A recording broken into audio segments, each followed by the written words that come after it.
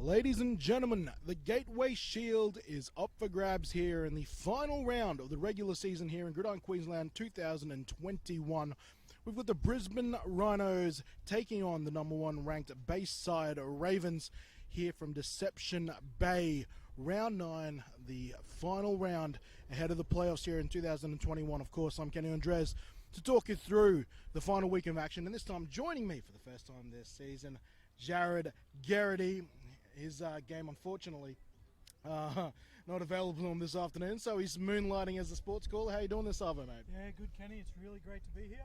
And for somehow we have avoided most of the rain across Brisbane in the last 7 days, so the field is looking spectacular. Not much moisture out there, so looking for a good game of football. That is the unfortunate news. A number of games in Gridiron Queensland, not for the first time this season, unfortunately rained out fields unable to be used. Deception Bay Sports Ground, not one of those. Here it is looking immaculate with the black lines on your screen today. As I said, we have a battle between #1 and #2. No playoff positionings are on the line this round though. Everything is more or less settled here between positions 1, 2 and 3, the playoff rankings for this season. Bayside, finishing the #1 seed, will have a direct route to the Sun Bowl. The Brisbane Rhinos, they will be sitting #2 ahead of the Moreton Bay Sunshine Coast Spartans, who will be playing following this game later this afternoon. That could have been actually something to play for the Brisbane Rhinos. Not that there isn't anything to play for today, but having that #2 spot in the playoffs, how many times have we seen in the Gridiron Queensland playoffs games having to be called because of lightning, because of weather, and the higher seed progressing through? Yeah, definitely.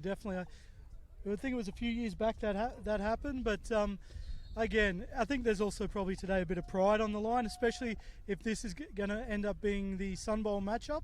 You want to put on a good show, and you want to give the opponents a bit of a what for today. Exactly right, and as I said, the Gateway Shield, the traditional second round matchup between these two teams who came to the league in 2001, up for grabs. It currently belongs to the Bayside Ravens. Warwick Russell had to make a play at this because he touched it before it went into the end zone, and now the Rhinos, with a dream defensive start, have the Bayside Ravens inside their own 5. It's a great kick, getting the receiver there to actually have to make a play on that football, and caught down inside that 5-yard line. Great play by the Rhinos. And ladies and gentlemen, let me just point something out I just noticed. In the yellow hat on the Ravens sideline, that is Jesse Williams on a Ravens sideline for the first time and as long as I can remember. Jesse Williams now really starting to get involved back in Gridiron Queensland. Here he is back with his home side. That's the first time he has been officially associated with the Purple Bayside Ravens in their time. A screenplay here on first down, well defended by the Brisbane Rhinos. Both teams will be resting some starters today, though possibly not voluntarily. There has been some injuries come on the front.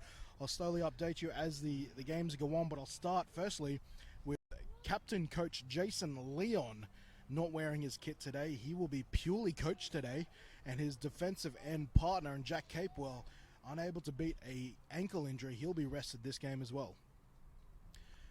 Here comes starting quarterback Jared Stagman. No Liam Reeves here. Robbie Corkett also filling in a starting spot. Braden Quinn was listed to be the starter until last night. Unfortunately ended up in hospital with an eyelid injury.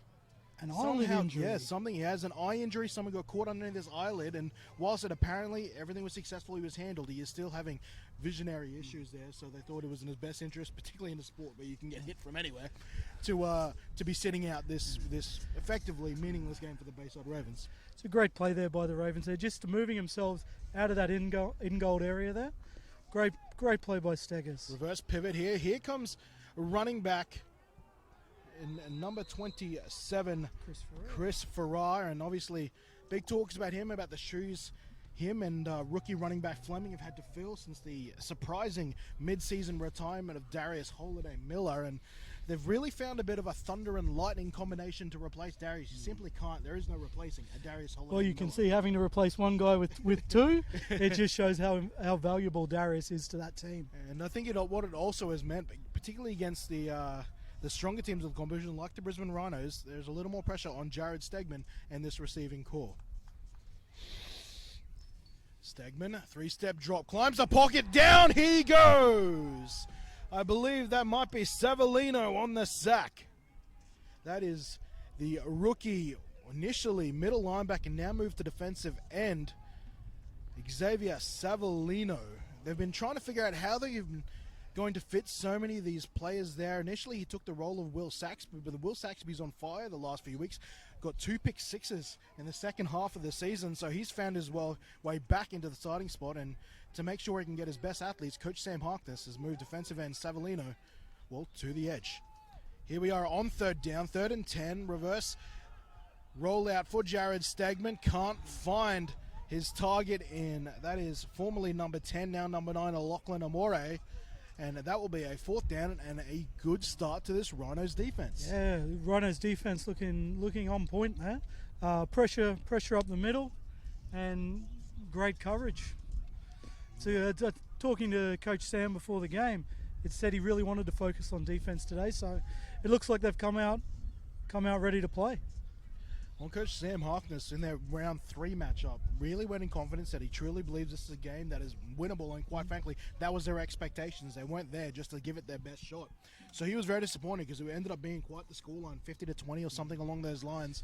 So they've got a bit of work to do here. This is a nice punt here from Sam James. Especially what a friendly bounce. This is almost going to go end zone to end zone, and it'll come to a heavy track stop at the 11. Nevertheless, Sam James ain't going to be disappointed with that. And that's what great teams do, I think, Kenny. They flip the field position. Yeah, we didn't get much production out of the offense there, but special teams come on and do exactly what their name says, be special. Well, I think Calder Shanks is going to have to go to the pitching report there, because this breeze is traveling hard left to right. It's probably favoring us on an angle, probably towards the sideline closest to your screen, but definitely traveling left to right. So the Ravens in this first quarter, as far as passing the ball and punting the ball, they will have the wind at their back. Had to have been nearly a 50-yard punt there. 55. Also, you know, he punted it pretty much inside their own 20, and I think you're probably looking at closer to 70 yards, to be honest. And here's the other story that I have failed to mention yet. Riley Dix, the current starter in place of Sam Bradford, broke his wrist against the Stingrays last week, which means they are down to quarterback, technically number 3, but if you want to get really technical about it, quarterback number 5 in Jared Toshak. He ended up playing a significant portion of the final quarter last week to get his feet wet after Riley Dix went out with the injury. So here he is now. They've had one practice, and I think on Thursday night they only had walkthroughs here, so you can't say he's had significant time under center to prepare for this game. Toshak, 3 receivers to the boundary side.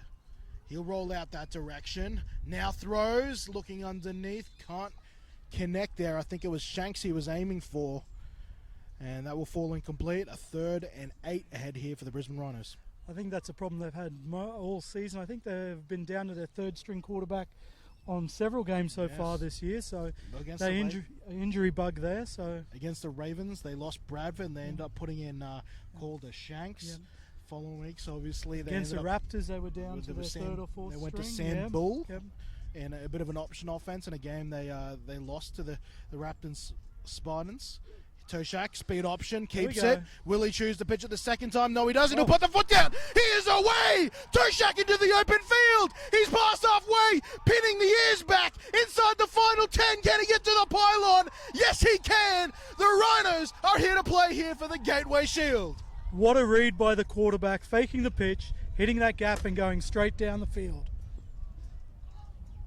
What a play there from Jared Toshak, the young man in his first start at quarterback in his rookie season. Certainly the game's not too big for him anyway. Not at all. That's the type of start you're hoping for between that big stop by this Rhinos defense and the huge play there from Toshak. Momentum has definitely swung in the favor of Brisbane. So here comes Fenwick, set to send this PAT through. Had a very accurate start of the season. Has looked partially shaky at times towards the back end there, but they have been trying some long field goals on his attempts, and this kick is successful. 7-0. The score now early. The Rhinos scoring on their first possession. In fact, their first set of downs. First set of downs, third play, I think.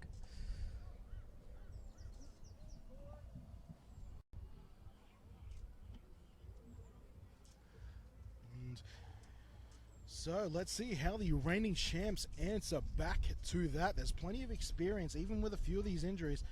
Coach Jason Leon said to me that whilst they want to aim to rest the starters, they're going to start with as many starters as they can and then let the game dictate how many reps they actually play. Yep. Starting 7-0 down, I feel like these starters could be sitting in a little longer than maybe Jason Leon wanted. Exactly right. And going into the final series, you don't want anybody you may face getting that bit of momentum on you.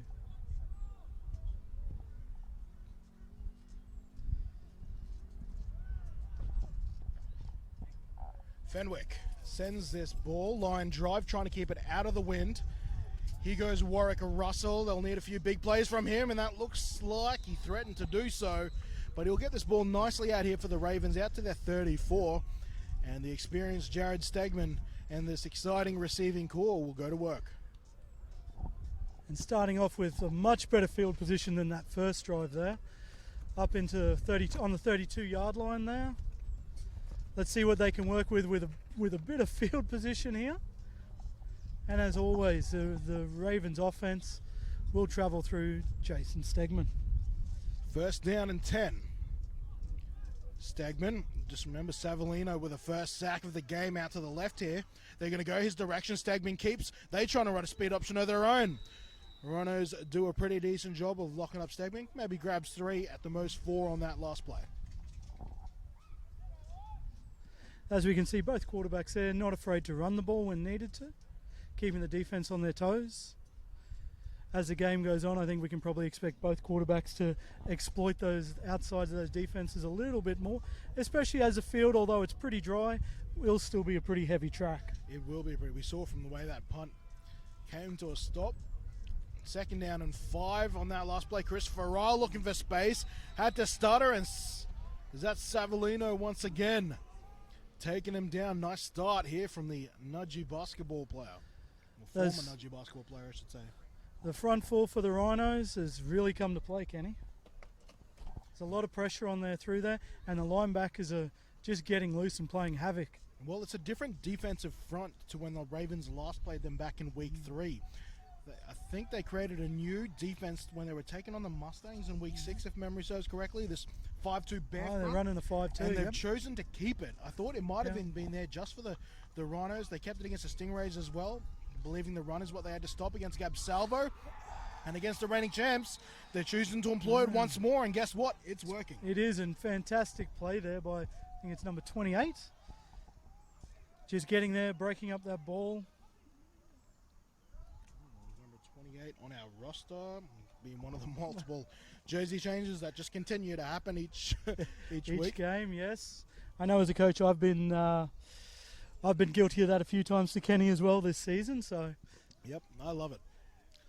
Love it, love it, love it. A fantastic work nonetheless from that secondary. So another 4th down here, and the Ravens respecting this Rhinos unit. Send San James out again. Look at this weird punt. Traveling laterally on its axis, and good coverage on the play there. I think that was Pope or maybe Warburton making the tackle downfield on Shanks. And really between these two teams, one of the interesting stories here, you've got so many veterans through the Ravens have developed through themselves. A lot of players have stuck around for a long time, and let's call a spade a spade. A few players from other teams have made their way over as Traveled well. across, They appreciate the culture of the Ravens, and they wanted to get amongst it. You've really got veteran talent in the Bayside Ravens, and such an exciting new batch of players for the Rhinos. It's really young bull versus old bull here collectively between these two teams. Yeah, exactly, Kenny. A lot of these players have come up for the Rhinos men's here through when Coach Booker was over here, and have just gone from strength to strength. And even a lot of these juniors moving up now. Yeah, and the juniors through there. They started with Sam Harkness and the juniors, and Sam Harkness has moved his way up the seniors now. So it's 2 teams here with some great coaching programs from both clubs, guys. Yeah, solid retention. You certainly can't fault either club. Slightly different routes on development, but definitely great products on both sides of the field. Even with the head coaches, and I think Jason Leon will be okay with me saying this, but you've got one of the longest standing players in Gridiron Queensland right now, and Jason Leon taking. Quite frankly, I think the youngest head coach in the men's division there, Sam Harkness, who's only sitting at 25. Yep. So, But it's good also to get these young coaches around throughout the whole league to get some new people involved. Toshak under pressure. Pumps and will be taken down by a host of Ravens there. That'll be a sack and for a loss of 1.5 yards. So this will be a long third down now, and whistles are in. We could have an injury time out here. That looked like a heavy hit on the back end of that. Certainly did, certainly did. And one of the problems when you're also not a starting quarterback is knowing when to when to give up, when to throw that ball away, and when to take the hit.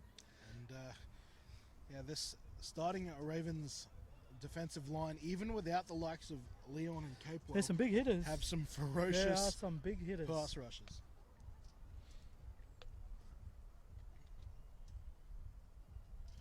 So we have play it down. I'm trying to see who's down exactly. Or is that Cheyenne James on the sideline? No, it must be Toshak. It's Toshak, yeah. So took quite a heavy knock there. Well, they've already had to mix in a game plan for Jared Toshak this week. I know they've had to, create contingency plans with Sam Bull and Calder Shanks in the past. They very well might be ripping those plays out of the playbook once again. Calder was a quite accomplished junior and Colts quarterback for the Spartans, so he's certainly got the ability, and we all know what an athlete he is behind that. I did speak to him when one of the trainings I went down to where it was in Rhinos, and he goes, and I said, I asked him, it was the first time you've really sat in a quarterback outside a few gadget plays under Coach Booker, and he goes, it's a different beast lining up against 11 man. Yeah, 11 man is a big difference maker there, and coming up through the 9-man system as Shanks did, he's got that bit of experience, but again, as a lot of the juniors have found out this year, it is a big difference moving to 11-man football. That they did, and especially against the Ravens front four. Now, Toshak, at the very least, will have to sit out this next play, but he's going to the 10. This is probably going to be at least the drive, and we'll see and assess from there. But let's see who's stepping in a quarterback now. I'm trying to make out the number. Is that Cheyenne 20? Looks like Cheyenne James? There we go. Add quarterback number 6 to this Rhinos depth chart. Cheyenne James. Again, former fantastic DB, athlete. former wide receiver. Now he's in the backfield with Dean Latumahina. He's going to pass. Now he'll run on the quarterback draw. By design, I'm not sure, but here he goes in open space. He'll grab a first down on his first touch of the football and his first touch of quarterback. And it adds a bit of a different dimension to the offense. The Ravens preparing for one quarterback and ending up with someone completely different can also throw their defensive game plan into a bit of disarray as well. And whether they rotate Cheyenne James now out of safety on the defensive lineup, the Rhinos that is, we will soon to see. But big job ahead of him. The receivers already breaking this huddle. They know what's going on. One of the things too, though, Kenny, we say as coaches we want to get the ball in our athletes' hands, and Cheyenne is an athlete. So CJ with Latumahina, who's back, was on holidays in week 8. There'll be a quarterback read option, and he'll try to throw a couple of defenders off, and he'll pick up 4 yards. So far, no negative plays for Cheyenne James in his quarterback debut. Good little read option play there to the outside. Catches a Deanne Lacking, picks up a few yards on the outside. Fantastic. Second down, about 7 yards will be the assignment here for the Brisbane Rhinos. Very windy here in Deception Bay Sports Centre, where we are in the elements with the team here. Fortunately, no rain. As I said, it seems like this northern part of the Moreton Bay region has managed to dodge most of the rain over the last 48 hours. So I think further in Redcliffe they call it the dome. It doesn't seem to rain. Oh, hard pressure for Cheyenne James on his first passing attempt, and he'll be picked off with a fantastic tip and catch by the Ravens DBs. I think that's Stokes who came with it eventually, but the tip on the play was by Jack Popel. Fantastic. Eyes on the football. Exactly what you want from a DB. Once that ball's in the air, eyes on it, get on it. And we're a little further back than I'm usually been in most of the calls here. It's amazing how much smaller the players look. They do. And the old white on red numbers aren't doing my eyes any favour, Kenny. But yes, the big playmaker in the 12 and Ben Stokes always throwing the football. Popel getting up high and tapping that ball down on that first pass attempt from Cheyenne James. Now we go from one inexperienced quarterback to the most experienced quarterback in this league, and that's the Rhinos' second sack of the game. That front is just tearing up that offensive line. That's Straight through the middle there. Eliasa Kailahi. Absolute handful there through the middle. They're going to have to get the running back in there to add an extra blocker or do something. They can't keep that going all game. Kailahi, the upstairs neighbour of head coach Sam Harkness, Yeah. getting on the Back to sack trips sheet. formation. Here they go. 3 wide, out to the left. Got Troy Posey, near side wide receiver to you on your screen. They show pass and then try to hand the ball off, and that is for Molly. Stopping, and this Rhinos defense continues to find ways to move this Ravens offense backwards. Absolutely, again, great pressure. I play before through the middle, this side, out to the right. Keep mixing it up, giving that Ravens O-line absolute fits there. From my understanding, the Ravens O-line is fully healthy, so this is... And one of the best O-lines in the league, if not the best. You know, I see they might be missing Matty Olay, I think. I think Tanks in a party in there, but I don't know if Olay's been playing all that much this season. 3rd down, double sticks, almost 3rd and 20. Long way to go for Stegman. Stegman loads, throws, Posey underneath it. Passes too long in this win. Nate Ashton Miles on the coverage. And again, center's just being, looks like the center's just being overloaded and just getting pushed straight back into the QB. I think Stegman again ended up on the ground there, and they don't want that from their star quarterback. Keep ending up on that ground. That's and so back to 4th down again. I'm checking where's Sammy James. Sammy James is there. So right now, this Ravens offense has only earned themselves 1 first down.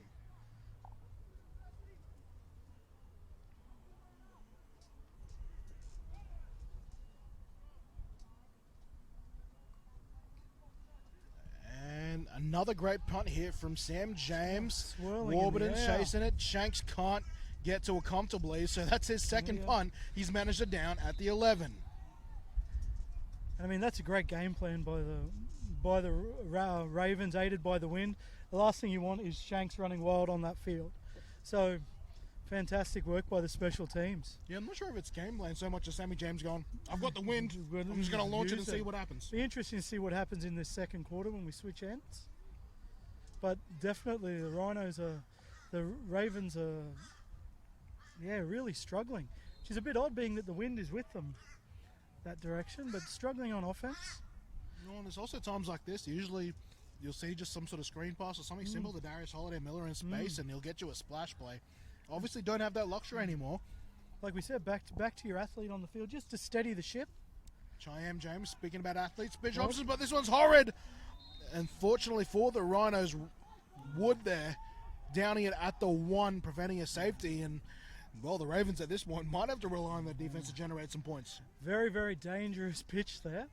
It didn't even look like he was looking when he threw it. Saw the end crash down and just tossed.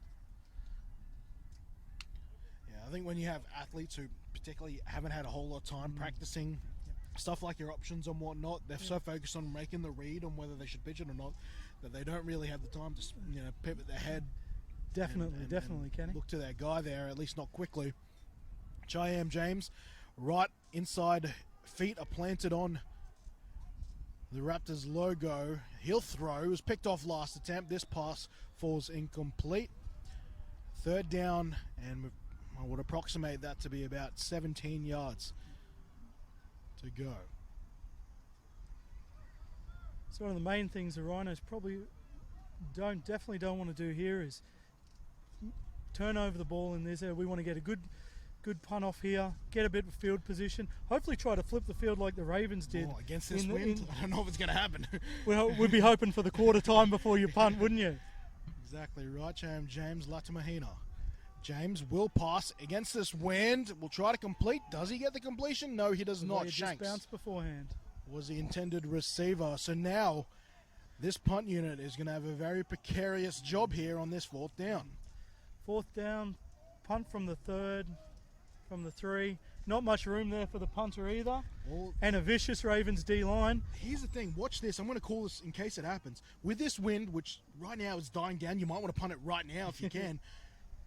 Usually when you're under pressure like this, you've got to add a little bit of height to avoid the block. Yep. But when you add too much height when this wind is blowing in your face, we've seen it happen in GQ before. That punt could go up and then go backwards. You're at the 3 here. Exactly. That could end up as safety or even a touchdown. But they're going to keep Cheyenne James out there. Is he going to punt it? No, he isn't. He's a personal protector, my apologies. Fenwick's there, keeps it nice and as low as he can. That's actually a really good punt, all things considered. Good punt, kept it low, and probably kicked it with about probably about 5 seconds to spare because that wind just picked right up again.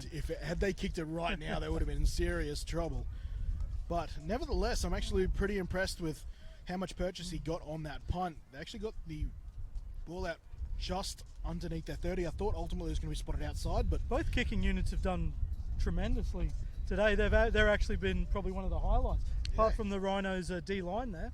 Both have put their teams in as good a position as we could hope for. Well, here's the best starting field position for the Bayside Ravens today. 3 punts to start their offensive shift. Here they are now with a chance to try and add some points. 7-0 the score is currently to the Brisbane Rhinos. They're dressed in white and red. Stegman looks over the defense, possibly. No, a re-spot of the ball here. Is that Matty Steele in between? Yes, it is. Rocking the shorts. As the one of the umpires, and Troy Posey on the little jet sweep, trying to use some speed and use some more of these athletes. He bounces, actually gets to the outside and tiptoes the far side touchline, or shall I say sideline, wrong sport, Kenny. And it's enough to get a first down. And great little outside sweep there to the wide receiver. Made good yards, faked inside, got the end to bite on the contain, and then just jumped back outside. One thing we always teach our younger players never bite inside on that receiver coming round, because they will burn you every time. So tempting to. So tempting. So first down and 10 is actually the Ravens' only second first down by my count of the day. Let's see if that steadied their ship a little. First down and 10, just outside of the 10. They'll go to their danger man and Warwick Russell. But stopping what would have been a short touchdown there is Savellino. What a day he's having. What an addition he's been to this Brisbane Rhinos offense coming in at week 4. Fantastic play there by, D. He's on the list as a D end. Absolutely fantastic play out there in space. Really, I mean, in today's offense, you've got defensive ends, you've got linebackers. Really, there's edge players. They're edge players. That's and exactly right. He's exactly right. One of the more athletic ones who really floats between that linebacker and defensive end position. Second down and 5. They'll move Corkett in motion. 1 catch today for him. And they'll reverse pitch. No, miscommunication. I don't know what went down there. But Stegman went to possibly pitch or fake pitch, saw that Farrar was not ready for it and had to sort of pull it back in this Rhinos offense. Get another tackle for a loss. That'll count as a tackle for a loss. And that'll be the end of the first quarter, which has been dominated by the Brisbane Rhinos. Definitely. We go back to 3rd and 10 now. 3rd and 10 with the flipper field position there against the wind. So let's see what the Ravens can come up with here. Again, they're still getting a lot of pressure on the inside. Let's see if they start running some little screens, some plays just in behind, just to catch that over-enthusiastic D-line. See what adjustments they make.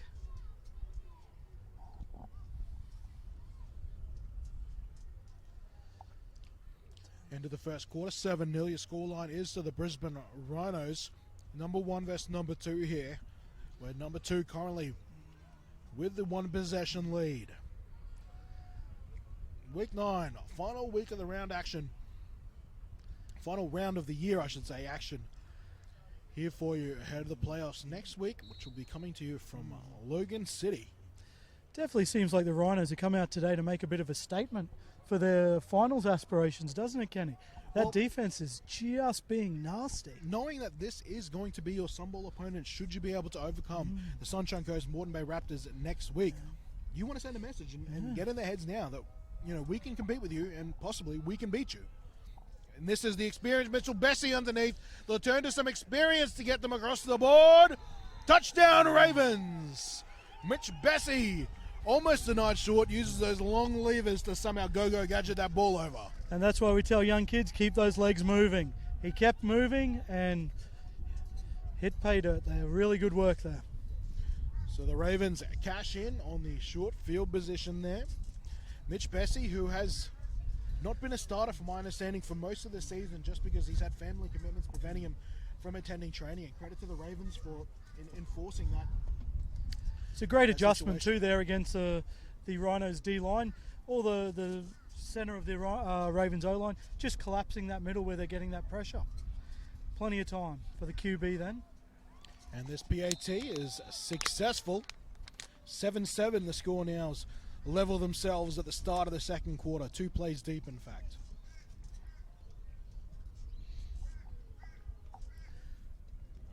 It's one of the strange things watching men's football in the juniors and Colts. Even though we have gone to 11-man football, we still always go for the 2-point conversion. Whereas the men generally, unless they need the points, they're always going for that extra. Which, to be fair, is still only something that's maybe become a regularity amongst the stronger teams over the last 5 years, I'd say. Yeah, definitely. Because it's a skill in itself. People, watching it, objectively, all you think it's a kick of football. There's a lot of things that go into that. There's a lot of things that can go wrong. So that's a situation where these teams, a credit to them, they've had the players capable of kicking it and the willingness to practice it to make it. I think close to automatic. That's definitely the key thing, especially with these higher ranked teams. They have that extra time and that extra skill to be able to spend time on that.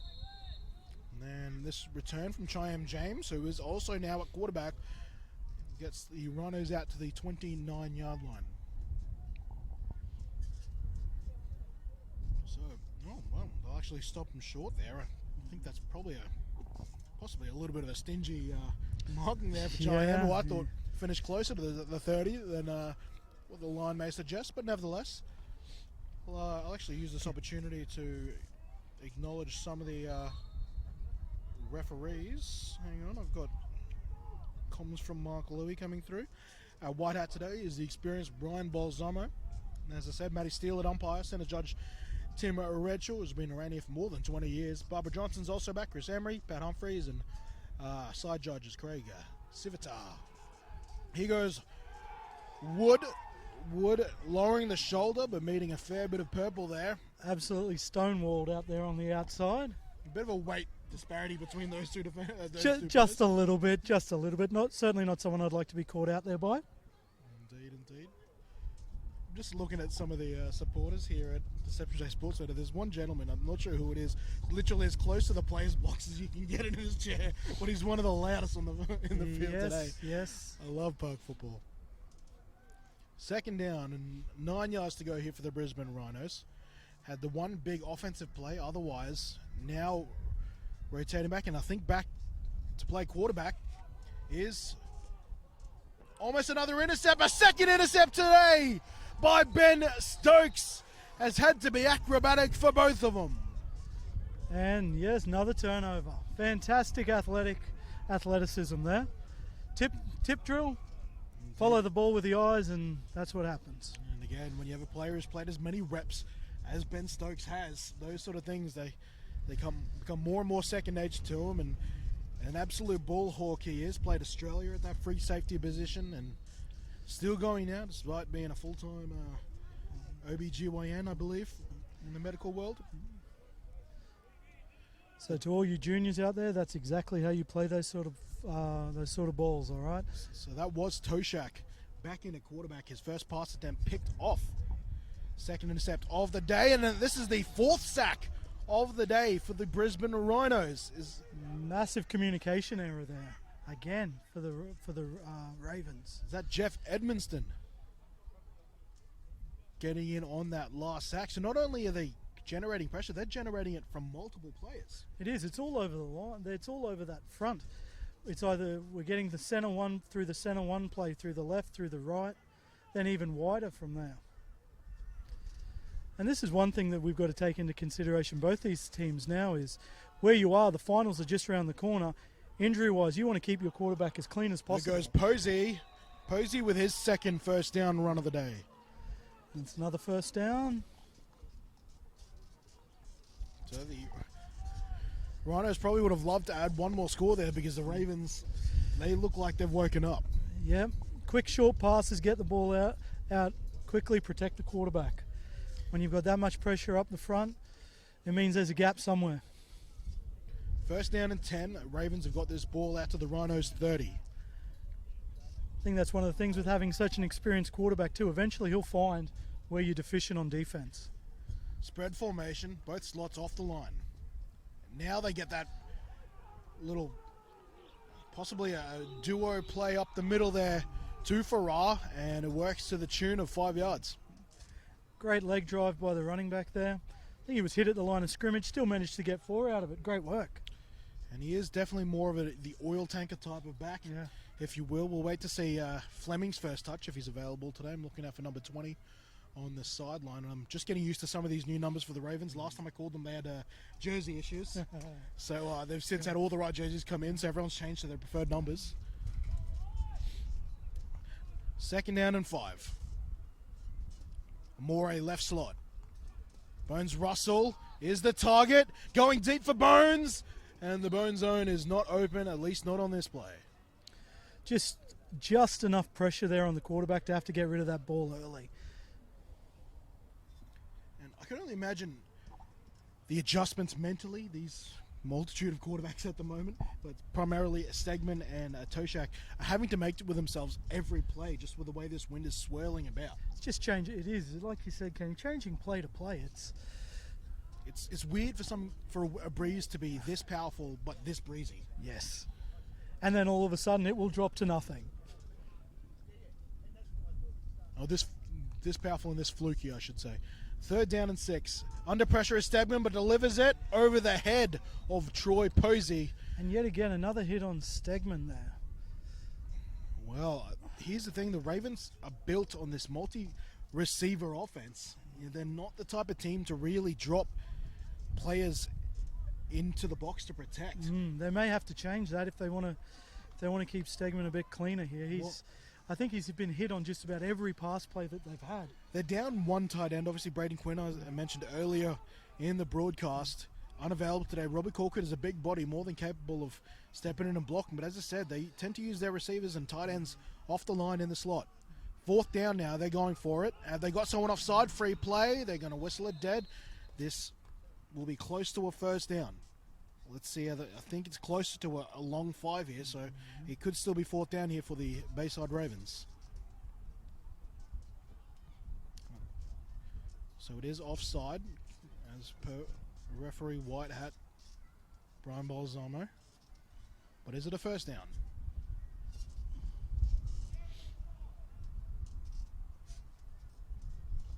Looks like just under a yard. Well,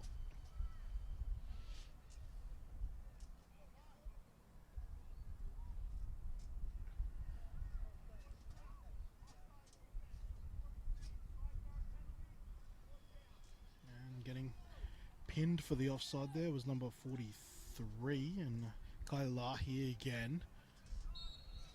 So they're a yard short. Let's see if we get into sneak territory. If Jared Stegman gets under center, there's not a whole lot of plays he runs. Stays in the pistol. Will give to Farrar. Farrar's got it and then some. Still going, and inside the 10 he goes. Fantastic run. Fantastic churn of the legs there. And we're inside the 10 now. Fantastic. So Farrar, for those who weren't tuning into the broadcast at the start of the season, missed a lot of preseason and a lot of the first 2 games because he is a man of the Navy and was out at sea for most of that preseason. Was supposed to be playing linebacker, came back. Holiday Miller got injured and ejected, had to learn running back on the fly. Ultimately ended up being his permanent position here in 2021. Inside the 10 they are now on 1st and goal. Another early jump, not across the line though. Stegman shakes the first defender. It was Savolino again, and getting it downfield, but it's into the arms of Cheyenne James. And are they going to call it incomplete or an interception? Did he get a foot in bounds? The Rhinos seem to be clapping it. Yeah, I think they're calling it foot in bounds. You only need 1 foot under IFAF ruling, and that's exactly what Cheyenne James got. But again, we see how the pressure on that outside for Stegman there force the roll and force the hurried pass there. And that is a segment completing a pass to one of his former teammates over at the I'm sure he wish he didn't. over at, not only at the Brisbane Rhinos, but also at the Uppsala 86ers, I believe, if memory serves correctly. Yes, yes. Still good friends to this day, those two.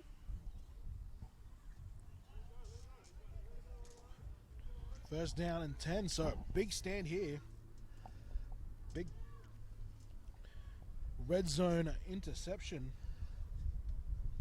3 receivers wide. First down and 10. Toshak to Wood. Wood bounces to the outside, has got a blocker up front, cuts it back. Thought he could probably have milked a bit more out of that run to the outside there, but nevertheless, a solid 5-yard grab on first down. Saw a big wall of purple up ahead and decided to cut back into it. Yeah, I think he had a fair bit of... There's a bit of real estate on the outside there. If he just bumped it just out.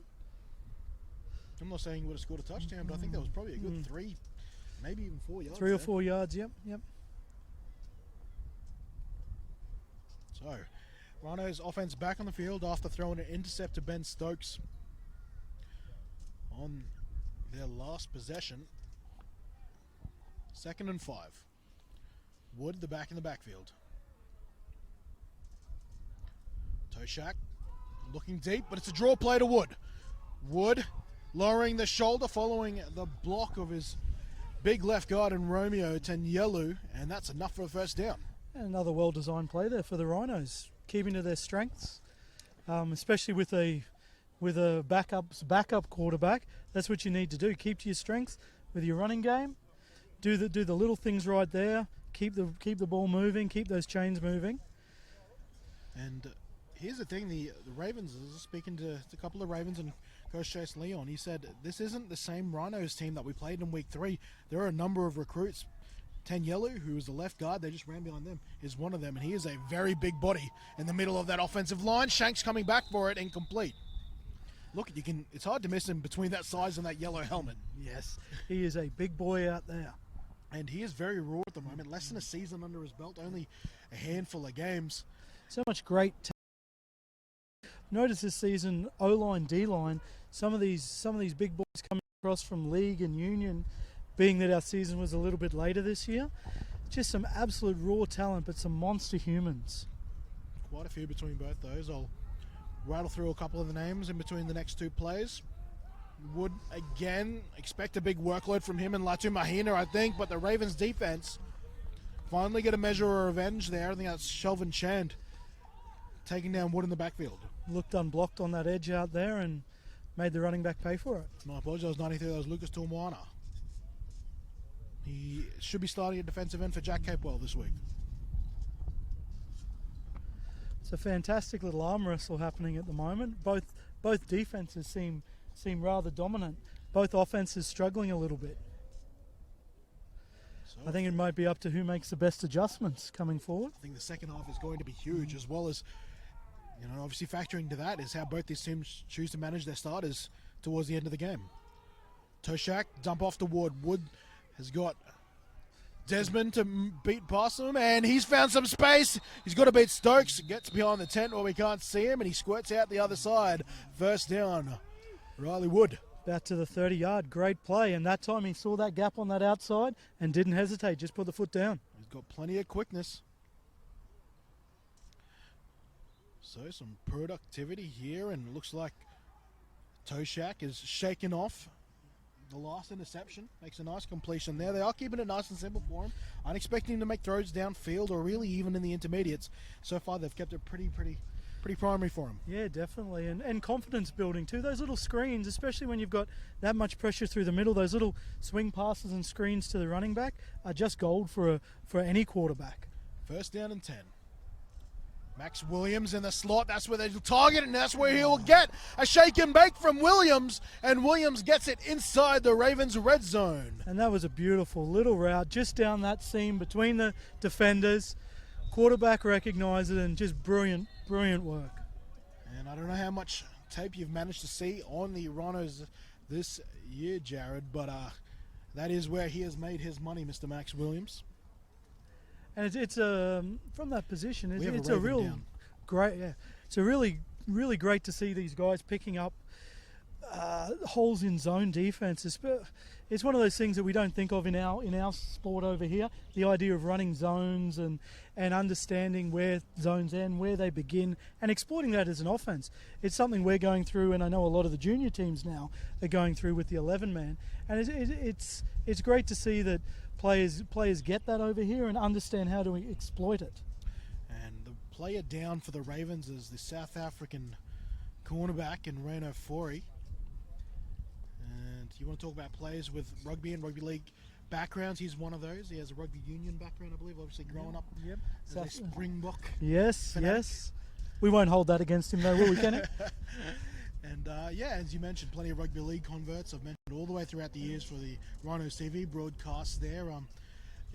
Elias Kailahi, who's got a sack today for the Rhinos. He, and I think, reserve grade BRL for the Hounds.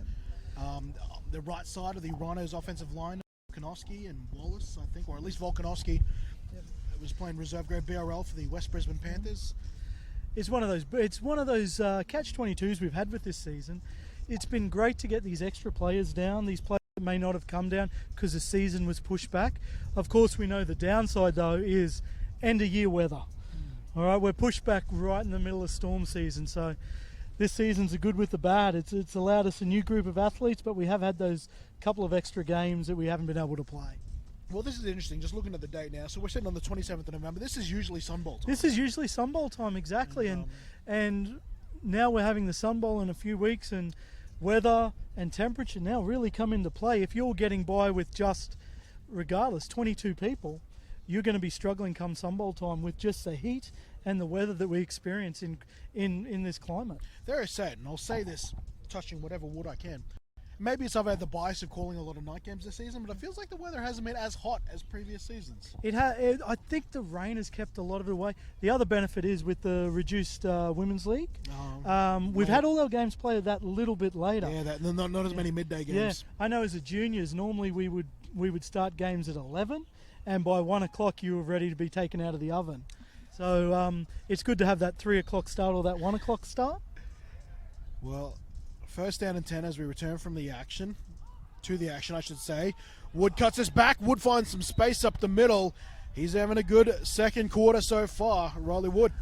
And they're great effort by the running back making chicken salad out of you-know-what. Look to bust it out wide, saw the ends coming in on both sides, and just got what he could up the middle, and that's a good 5 yards. It's funny you mentioned earlier about how, it's obviously super disappointing. We're all devastated the Women's League couldn't go ahead, the Women's Division, I should say, and Gridiron Qld couldn't go ahead. I would say, just for this year, the volunteers around the league probably enjoyed some of the shorter days. They did. They certainly did. Wood, again, can he beat the first tackler? He can't beat Chris Clark. Nice form tackle there from the 2020.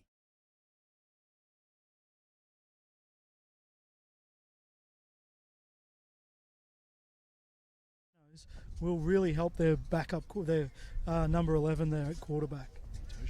It's nice to be able to rely on in that red zone consistent yardage. Here comes the big boy, Dean Latumahina here as the Rhinos on third down inside the 20 look to add another 7 points and take the lead back. Keep in mind, especially with the wind at their back, they are in field goal territory here. It's more than an option should they fail to convert here on third down. Current wind, we might have to get someone out on the road to catch that football if it's kicked. That's to say, one of the cars might be in trouble here. Third down, they're going to need just under 3 yards. Toshak to Latumahina, immediately under pressure. The ball's come out. Ball, there'll be a scrum for it. There's both purple and white jerseys around it. Ravens say they have it. Ravens do. Goal option off the board there on third and short.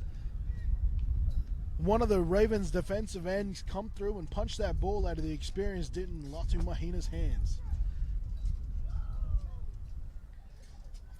I'm not sure what it was. I thought maybe it might have been Adoniel Thompson who actually ended up recovering the ball. I think he squirted out the other side and got up and whether he actually recovered the fumble, he certainly earned it by the end of that. And less, I think, just in the nature of the game, you don't quite see those all-in. No. You know, back in the day, you used to train that if you see a fumble, It used to be everyone. you get on it and then you fight for it. That's exactly right. Let that dictate it. Now it's Kitchen sink could be out there. Oh, Savellino misses a tackle on Farrar, and that just probably gives you an example of how physical of a back Farrar is. Yeah. Making a player like Savellino miss that cleanly. That gives them a bit of breathing room too. Great run. This is why both teams' running game, I think, today will be really important. Just setting up second and short, third and short. It makes the game so much easier for the quarterbacks in these conditions. Well, I'll be intrigued to see how much Jared Stegman will throw and whether it'll alter his numbers, because they are throwing into the wind at this point. And this is Fleming, I think, or is that Farrar again? It's Farrar still. And their go-to play for Farrar there, not a whole lot of isolation or stuff like that. They are using these sort of reverse pivot pitches. Still struggling a lot with that D line. They're still old and experience. Was a fair bit of actual youthful exuberance on there.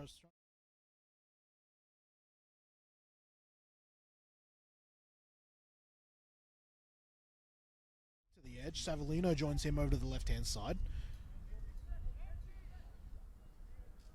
And Stegman doesn't like what he sees, calls the Ravens' first timeout of the half.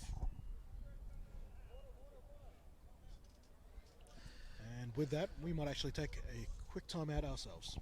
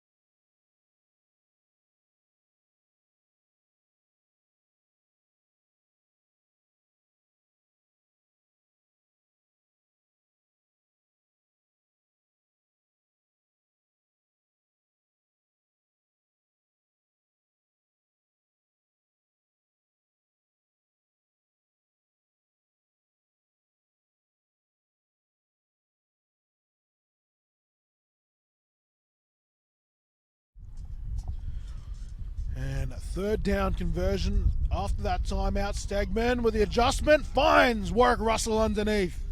much better protection, and we can just see how devastating Stegman is and the Ravens' offense is when they get that little bit of protection. And obviously Stegman now he's starting to. He saw something. He he's a saw bit of a- something there and made his adjustment in that timeout, I think. Possibly better than any other quarterback in Australia, and I know there'll be a lot of coaches and quarterbacks taking exception to that. He's probably the most computeresque, I should say, as this is another give to Farrar, who somehow just manages to shake defenders by standing still. Yeah, and just keeps churning his legs. What a workhorse. But yeah, Stegman, the longer the game goes on, the more he gets a grasp of what you're trying to do, and the more he'll find ways to find answers. So you want to make big plays at the start of the game whilst he's trying to work that out, because come third and fourth quarter, he's pretty confident and pretty comfortable with what you're doing. Especially as we see this Rhinos defense there. If they can get that little bit of protection, the wide receivers are over the top will be open. I think he's going to endeavour to keep a lot of these passes underneath, though, because this wind, I keep talking about it purely because it's not. Oh, Sam James on the screen. He beats a player, and it will be just short of first down. The ball come out. No one seems to be celebrating.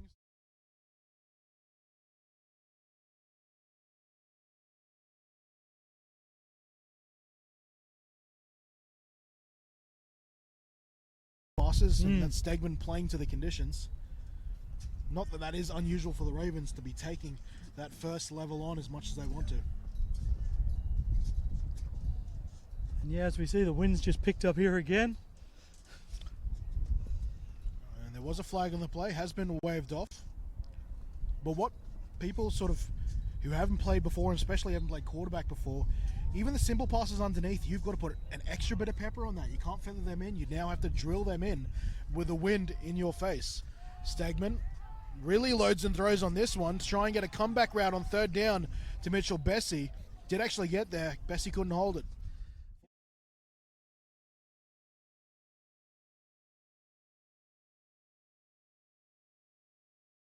Throw that ball hard. Those touch passes now out of the window because you've got defenders sitting underneath. So where those receivers should be sitting in their routes between those zones and finding those spaces, they're not as effective because we cannot just pop that ball over the top into it. Sam James stays on the field and they want to go quickly. They give this to Farrar, who's just got it.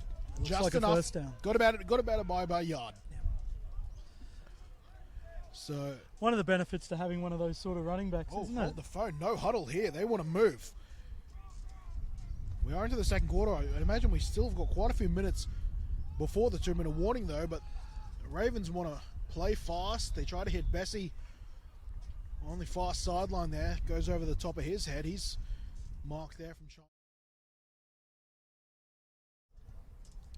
Obviously, Stegman sees something out that side. It's the third pass in the last two series that he's tried to get out there, so he certainly sees something out there that he can exploit. Just see how they go with this wind, though. Second down and 10. I promise you I will refrain from talking about the win for the rest of this drive. Second down and 10. Three receivers out to the field side of the field. Short slant to Mitch Bessie. Picks up about 9 yards on the play. It'll be a third and short.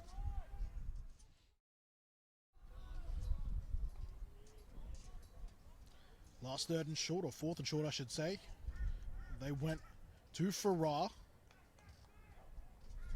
This time they'll try to go through the air. They're going deep on third and short. Oh, Warwick Russell adds another to the highlight reel.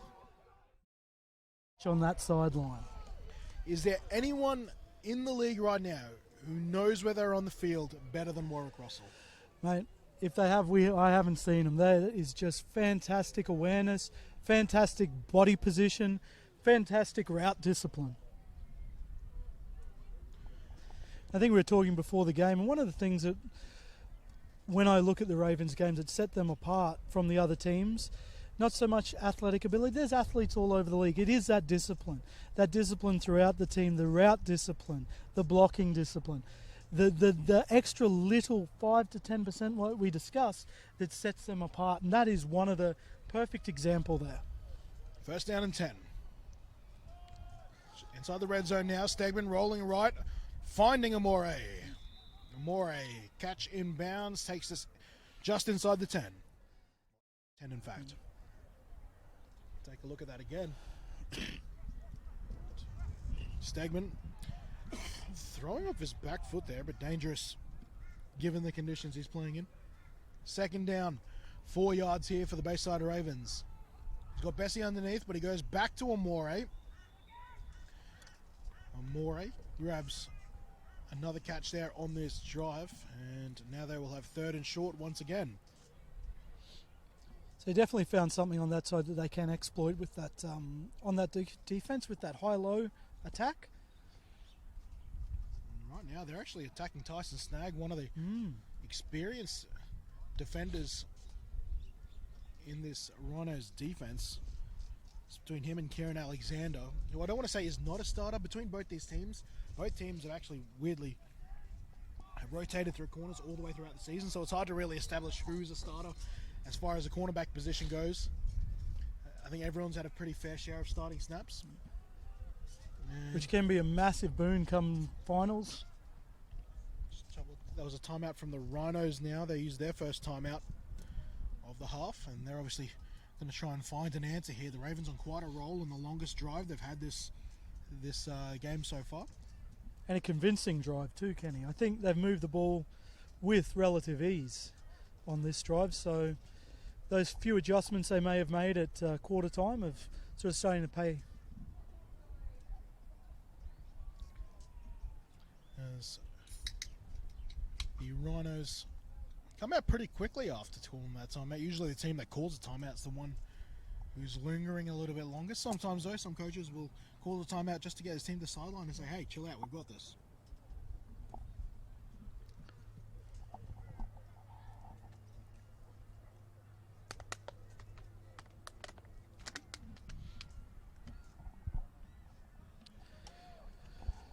So we've got third down, 2 yards to go. Let's see what the Ravens can come up with here. Have been sweet on third down this entire drive. Last time they were in this position, I think it was an interception to the back of the end zone. See if they keep the ball on the ground. Well, this time they're on that. Oh, they've got a free play here. They're going to go straight to the corner there, taking advantage of it. They will get the first down. And again, just a smart play by Steggers there. Receiver wasn't quite on the same page, but free play. And quarterbacks now more and more nowadays, as referees have been instructed to sort of whistle the play dead early on players being unabated to the quarterback, which that definition has certainly stretched out a lot. It has. A lot shorter than it used to be. Yes. But anytime those quarterbacks get those opportunities, free plays, they want to use them. They want to use them, yep. Once upon a time, that happened at least maybe once a game. Now, you're probably lucky to get them like a genuine chance like that. Once every 3 games. Definitely. The refs like to blow that whistle early to protect those QBs. First down and goal from the 4. Stegman to Farrar. Farrar trampling over defenders and trampling into the end zone. The Ravens grab the lead for the first time today. Fantastic run. Just head down, eyes up, and just straight over the defender. Rhinos defense starting to look a little bit tired there too on that drive towards the end. Might have been why we called a timeout.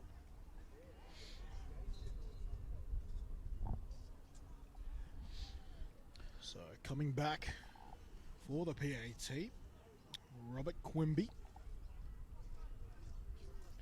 The laces weren't in the right direction, but that didn't matter. Quimby boots it through. And that's probably one of the, here at Deception Bay Sports Centre, is probably one of the few places where kickers can just kick as far as they want, at least on that side of the field. Yeah, at least on one side. The other side there is a road, but we've yet to see someone hit it yet. That's not a challenge, people. You see some of the ball boys and other fields around Queensland, having to climb up buildings and go into swamps and creeks to collect those footballs. This is one of the easier ones here on the, what's that, the southern side? I'm hazarding a guess, I'm not going to lie. Will be the eastern, east side. The water is over that side, so yeah, that's sort of maybe southeast. Let's bring the old compass out, hey?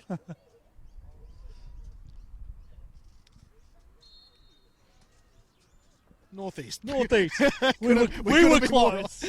Close as in there was only 8 directions we could pick and we picked the wrong one. Note to everyone listening, do not get lost in the bush with us. We have no idea what we're doing. Shanks trying to lose some defenders and advances his ball outside the Rhinos 30, 14-7. The score is in favour of Bayside.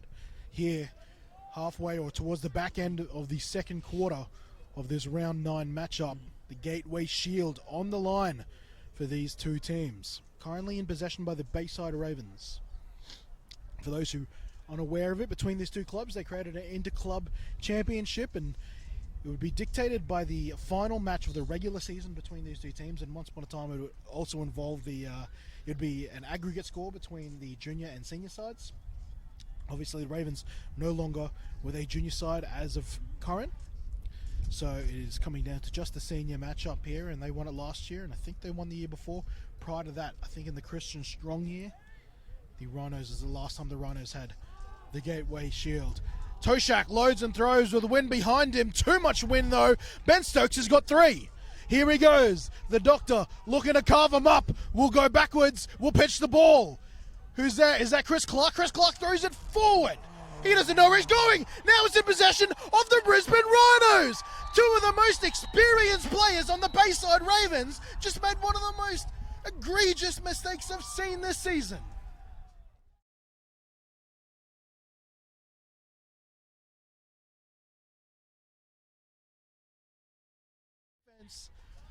But to have that happen from 2 of your most capped players And experienced teams forcing a play there.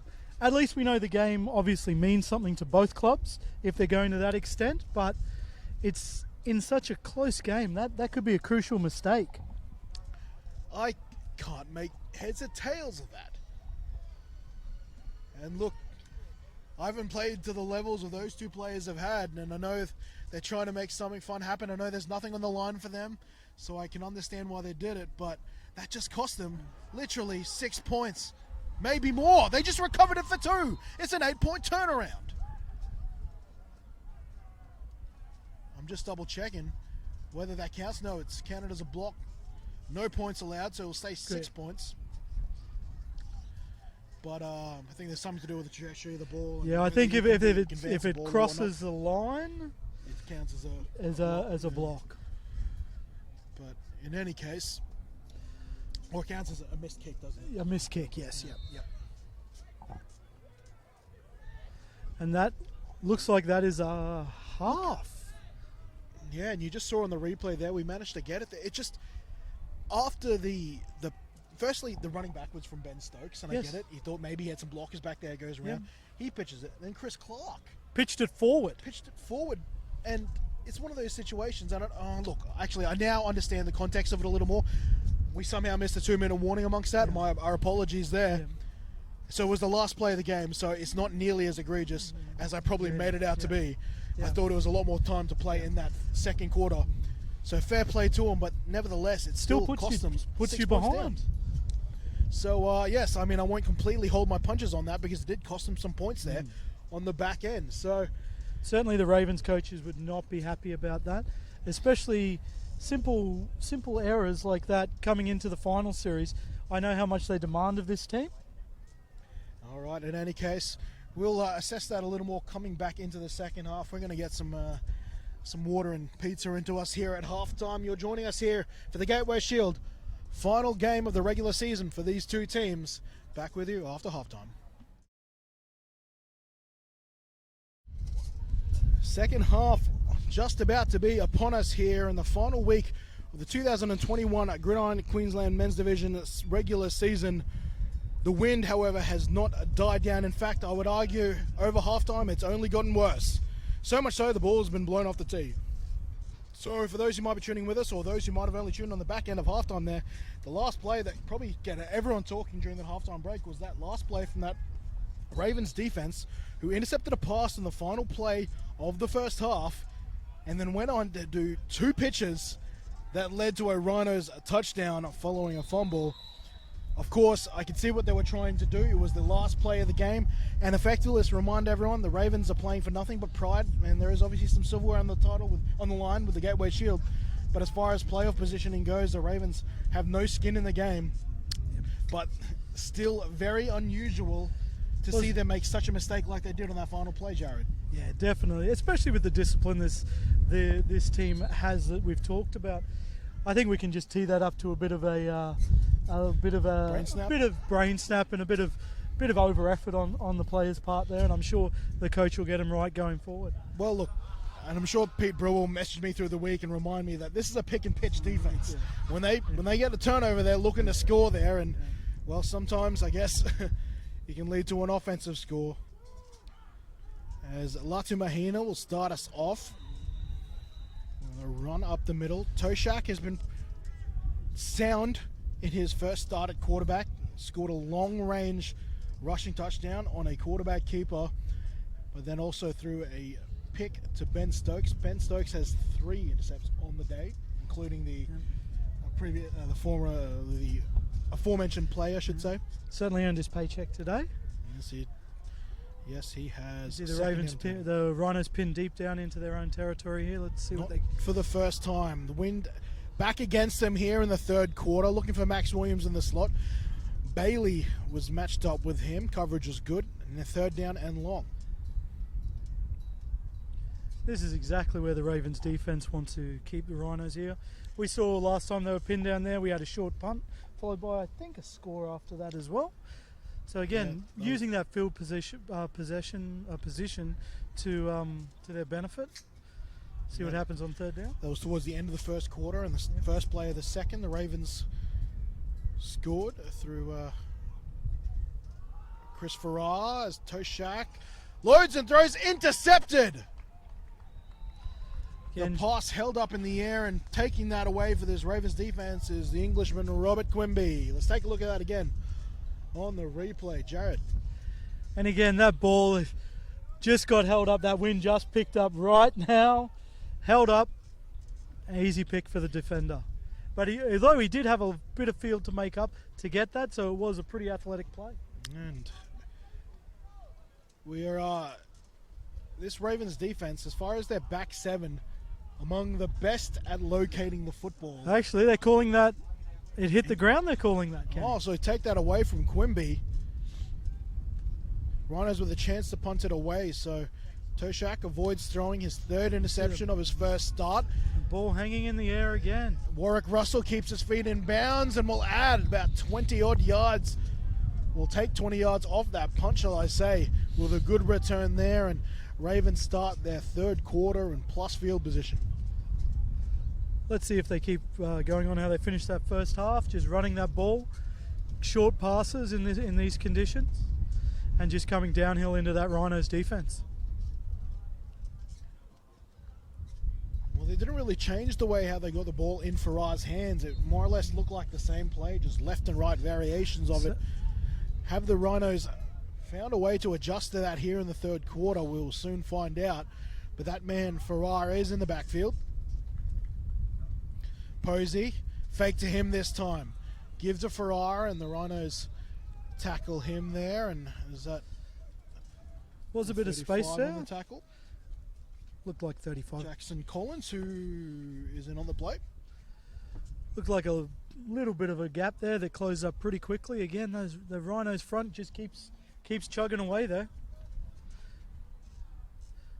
I think the cooler conditions with this breeze has really helped the big boys out today.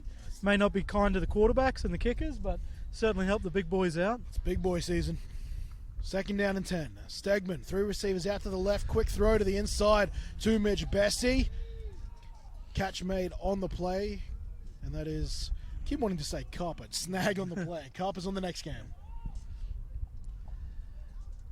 And for your young receivers out there, great body position by the receiver there. Just getting himself between the defender and the ball. Even though the ball was slightly behind him there, body position between the ball and the defender can't make a play. He's back in the left slot. That is Mitchell Bessie. Amore to the right with Posey. Warwick Russell, the leading receiver for the Ravens this season, flanked out far to the left. Under center, Stegman goes? No, checking off with his center. Farrar in the backfield. Rhinos looking to show blitz, but Farrar navigates his way through it on third down. All but one third down they've given to him. He's been quite good. Yeah, certainly just churning out those first downs through there. Definitely a hard runner through the middle, and looks to be some gaps opening up in the middle of that Rhinos defense. So let's see if Stegman sees that and keeps exploiting it. Posey in motion. They've given it to him twice out of this. They give it to him a third time. Here goes Posey, looking for space. Dancing, prancing, breaking tackles, and eventually being taken down. A whole lot of effort for what will end up being at most a 2-yard gain. And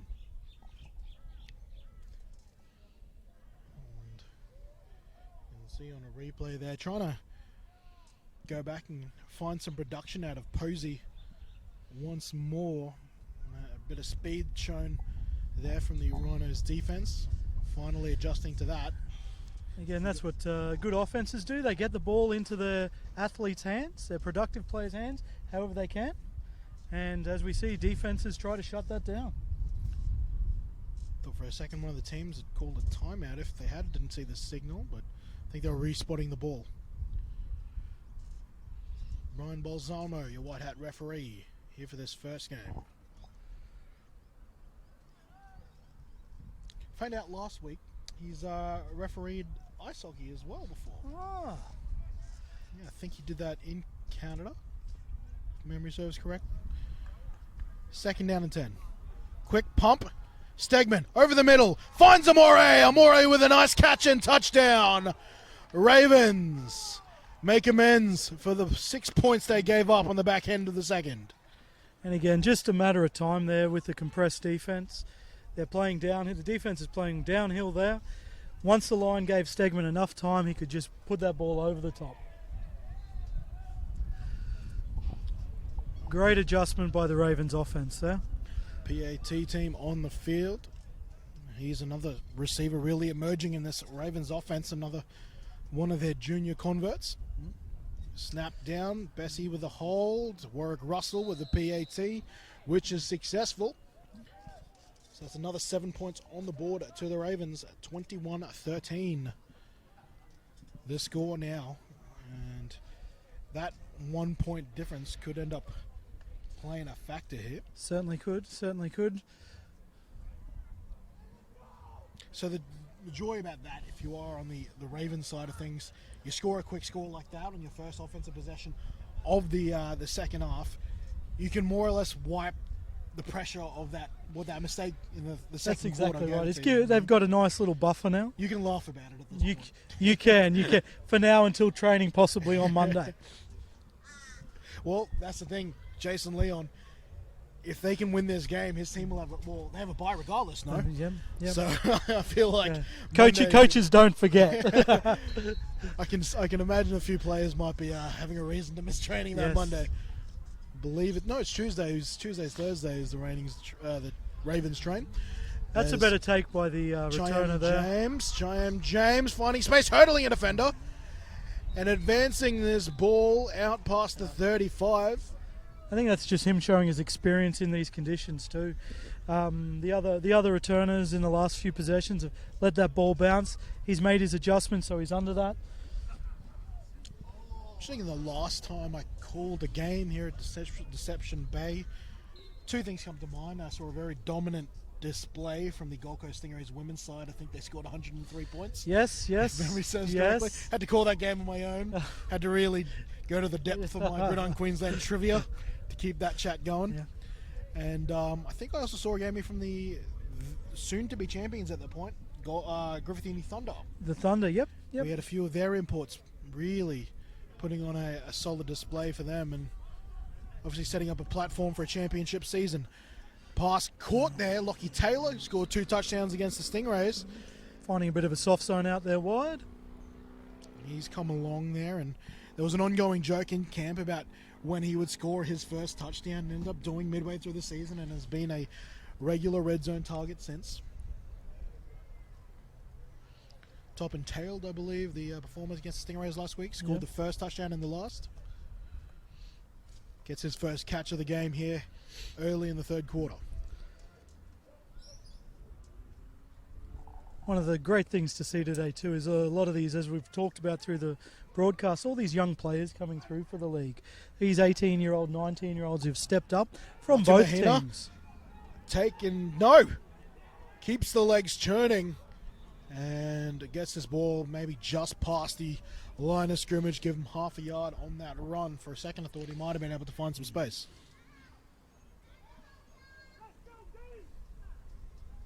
The Ravens trying to get hyped up on the sideline there. I think you see on screen just there, number 45 for the Ravens. It's Regan Webb. Jeez, he's let that hair grow out. I don't know what season he's up to by now. He's well into double digits, I'm fairly certain. That hair's come along with him. 2nd down and 8. Toshak loads and throws and finds the hole down that right-hand touchline. Calder Shanks. From this angle, looked like a dangerous throw, but on the money. There it is. He's obviously, he's still learning the position, very new to the position. You can see that wind up. The wind up over the top. Bit of a long one, arm. but when it comes out as sweet as that, it's not always the worst thing in the world. Shanks is one of those young players who's come through their system. Yeah. Well, he came through the Sunshine Coast. And then he's played for Queensland. Another great young athlete that this league has. And recently committed to Dixon College. Yeah, definitely. Yep. 1st down and 10. And Latu Mahina can't find a whole lot of space. Swarming defense there. I'd love to see Dean Latamahina have a chance of maybe, some of these plays that has them moving north-south a little quicker? I mean, Yep. I know this run game is very much predicated on the east-west game when you have quicker other backs like Wood, and then before they were injured, JJ Camargo, and also Angus Franz, who's still out with injury. Yep. But he looks like your prototypical power back there, doesn't he? With a back like him, I'd like to see it finding a way, whether it's just straight over the top of a linebacker. But Sam Harkness is, he's been very open with me this season in his first year as head coach, and he goes, he doesn't like installing new things throughout the season. He believes in a big preseason and just refining it from there, and there we go. Out to the second level. Downfield he goes. Technically, I think that might have been another zone run, but he definitely cut that and straightened early. Nice run by Dean Latumahina. You want to talk about, here's another one. Was played juniors under Phil Levis for the Rhinos for all those years. I think became a senior in 2013, I think. Maybe 14. So I think 13 was his last season as a Rhinos junior. Took a year off, came back. Third down and short. Toshak over the top, wants the end zone. I think there was a miscommunication. Thought he'd find Shanks in the end zone. Shanks broke that off a little bit early, and this will bring up fourth down. Into the wind. I think Fenwick will stay at receiver.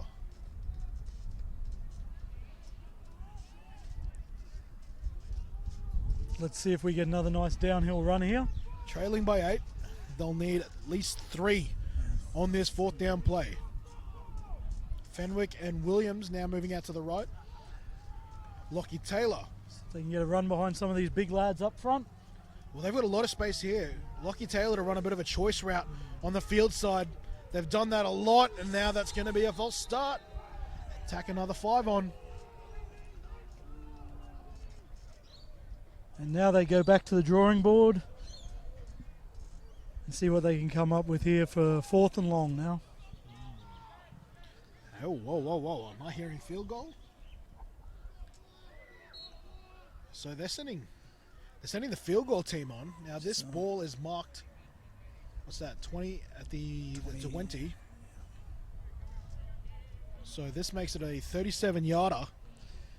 Into the wind. Into the wind. Fenwick, who has got a mighty right boot, had the length from 50 last week, but not the accuracy, and again has the power but can't find the radar on that field goal attempt. The score remains an 8-point buffer between the reigning champs and possibly the first contender. This is what we see we talked about a little bit before, just discipline across the board. Little mistakes do eventually cost teams. We go from a 4th and 2, 4th and 3 to a 4th and long, and our run play up the middle for first down, to get a first down becomes problematic. We have to go to a field goal. And these things can tend to snowball. Let's see how they respond. Starters look to remain in the game. 8 points the difference. Warwick Russell on the screen. He's taken out of bounds there by Saxby. Great little quick screen to the receiver there. And this is what we were talking about too before, playing to the conditions. And the Ravens are one of the best teams for adjusting to what's presented in front of them. Second down and 5.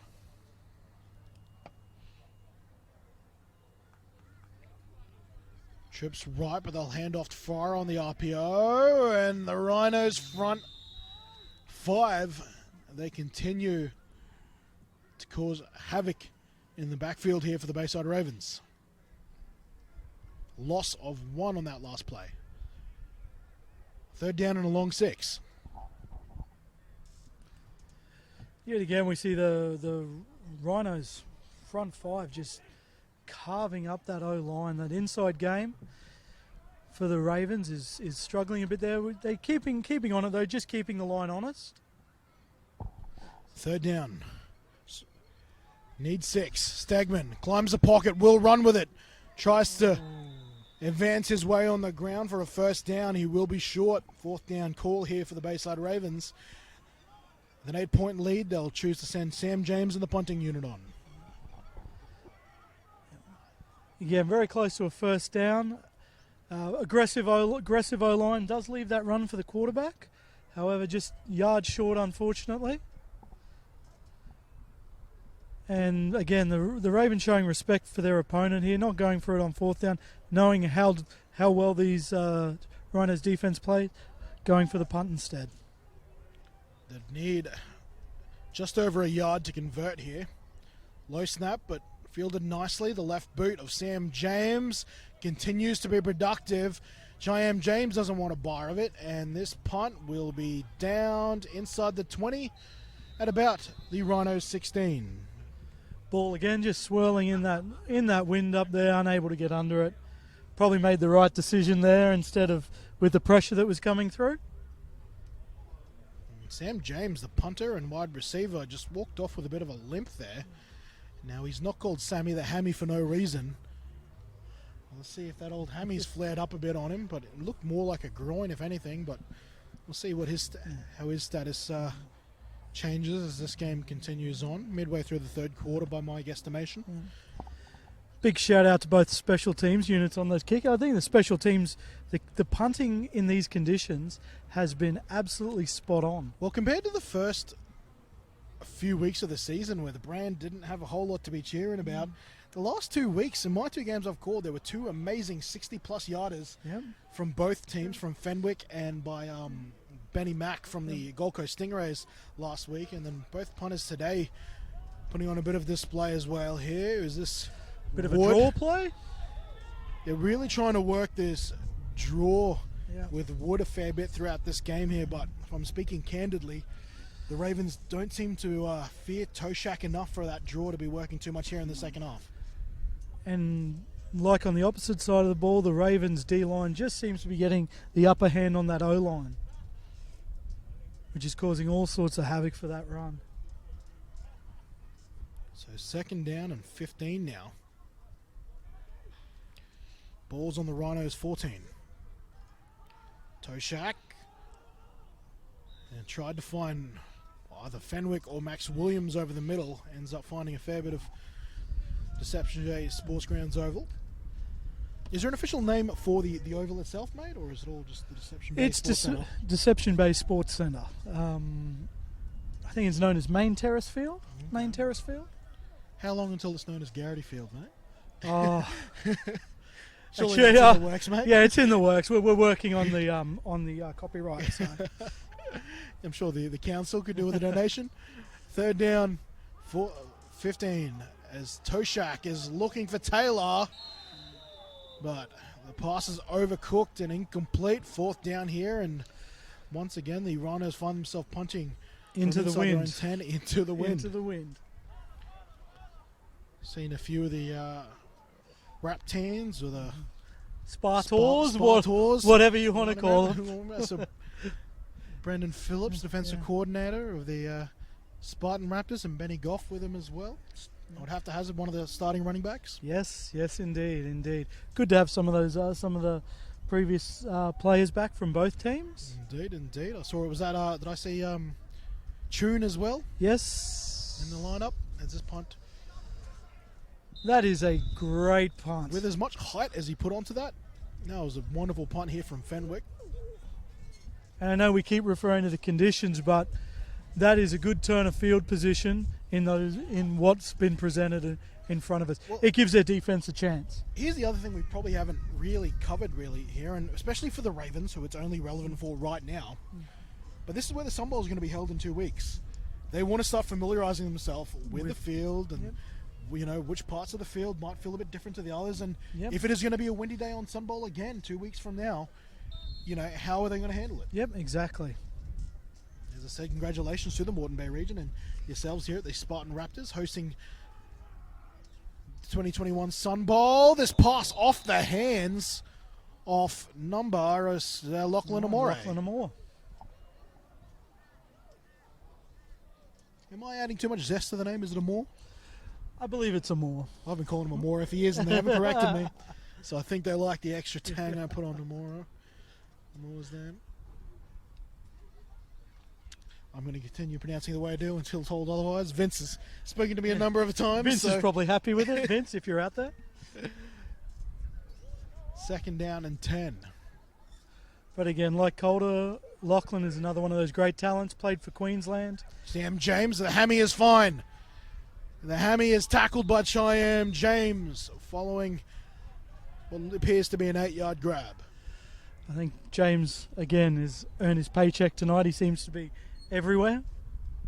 That was what you'd expect from a man of that talent. That was some James on James crime right there. Cheyenne James on Yes. Sam James.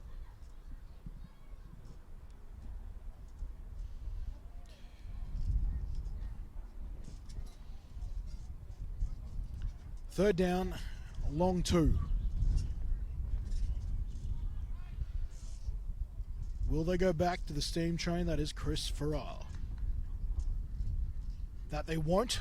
They'll look for Bessie in the slot. Bessie's got it in stride. Bessie, a foot race to the end zone. Cheyenne James will make a last-ditch effort, but the train has arrived in touchdown station.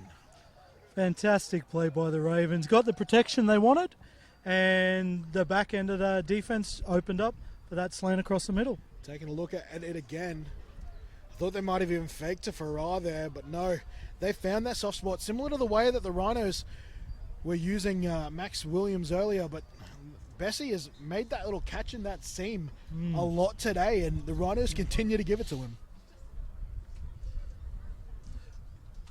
With the compressed defense there, that's always going to be the case, especially if you're not getting that pressure up front.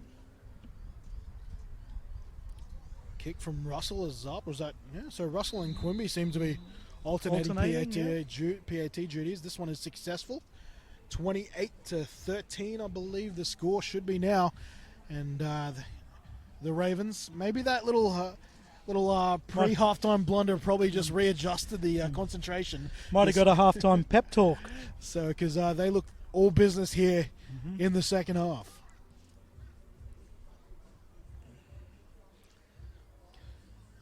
It's one of those things too, isn't it, Kenny? Long, like 9-game season, no breaks in between, no bye weeks. That little bit of lapse of concentration towards the end. Sometimes your coach just needs to remind you, head in the game, let's get business done, get out of here, and on to the finals. That they do. That they do. But it will be interesting if they can get another score here. Will they consider starting to sit some of their starters here? What have they got? 28-13. So they've got 2 possessions right now. You would argue maybe that's still a little bit close, especially if the Rhinos find a score here on their next offensive possession. Probably looking at another touchdown buffer there into the fourth quarter. Give some of these guys a bit more, a bit of experience coming into the finals. Sam James back to kick it to Cheyenne James. And nice catch in the open field by Cheyenne James. Circles to the middle of the field now and is still untouched until he passes the 20 before the rest of the Ravens stop troops come in and they'll take him down at the Rhinos 31. Great vision there by James as well. Got their team in a much better field position. I think they've on some of those punts and kicks, they've lived in their own 10-yard line. So quarterback will be quite happy to be out of that issue. You're going to wonder whether the Rhinos are just trying to hold on here and just play till the fourth quarter when they'll get this breeze back at their own backs. But the Ravens are digging or creating a bigger hole for them, with every drive here in the third. Definitely trying to exploit the conditions here. And who could blame them? You got to use any advantage you can. Starting linebackers Bailey and Brewer still in the game. Quick pass out to Taylor. It is a little behind him, though, allowing that Ravens defense to get up and in very quickly. Might have grabbed a few yards out of that, though.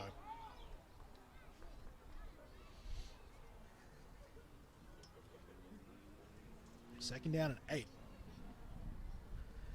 And I think that's just down to practice, isn't it, Kenny? The little quick screen to the receiver, slightly behind. A more accurate drilled pass. Extra few yards there. Well, we might have just seen the first starter getting a break here. I think Shelvin Takalve-Chand has taken his kit off, and he looks like he's done for the day here. And it's not fair when you can replace someone like Shelvin Chand with Joel Maddock. Joel Maddox making And his that's the return. talent. That's the talent and depth on this team. You know. And that's the end of 3 here. Your third quarter score, 28-13. Ravens leading the Rhinos after the Ravens only had a 1-point lead going into the half. It's been one-way street here for Birdtown since the break. And that's what championship teams do too. They overcome adversity, and when they have a chance to put a game away, they do exactly that.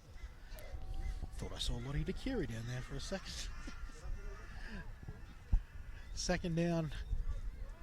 There'll be a 2nd and 3 upcoming for the Rhinos once this fourth quarter goes underway. And as we've been Back talking with the wind. about all game, the wind is behind their back now. The on Rhinos. their back now. It's only a 2-score game. You score 1 here, and we're talking competitive business again.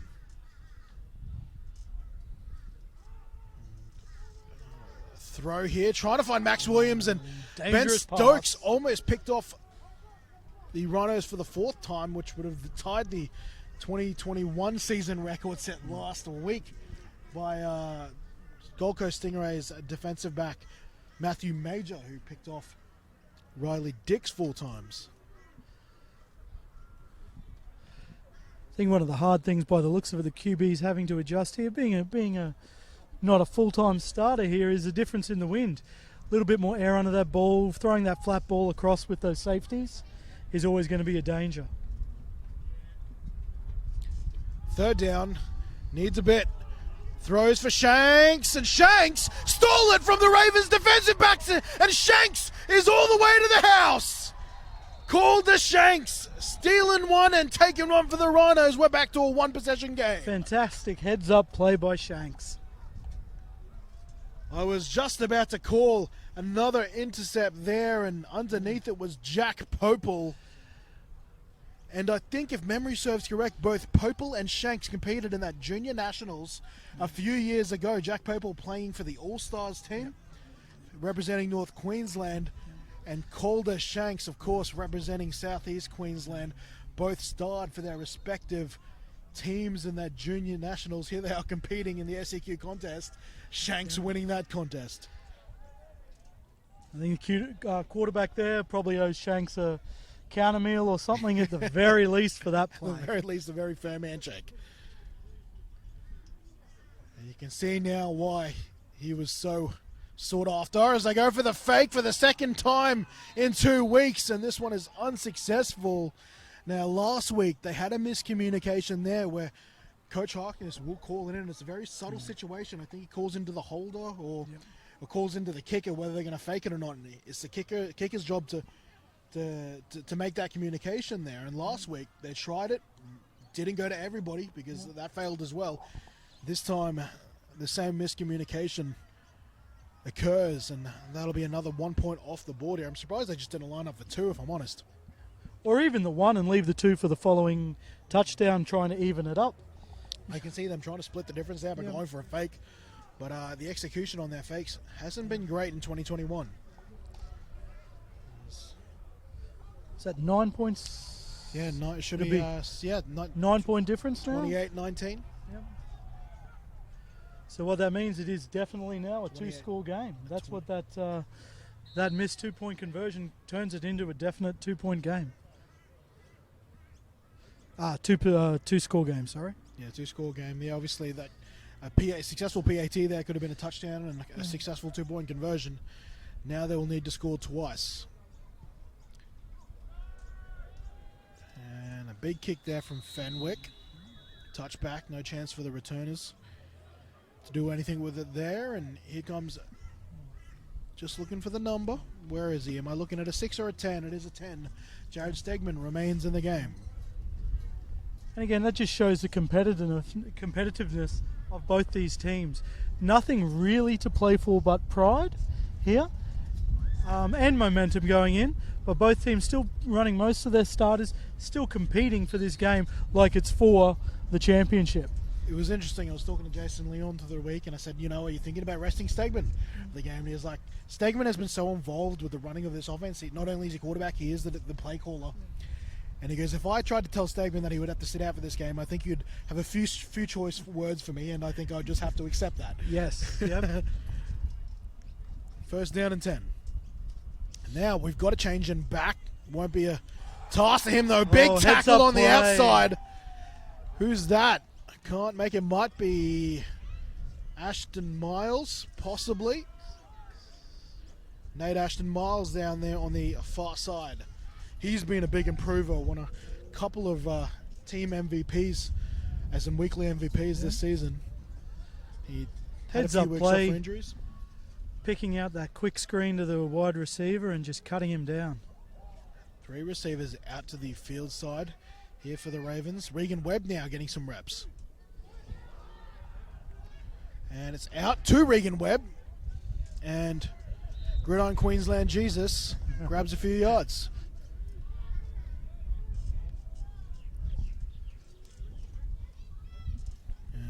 Actually, it's actually a pretty solid game there on second down. 5 yards, in fact.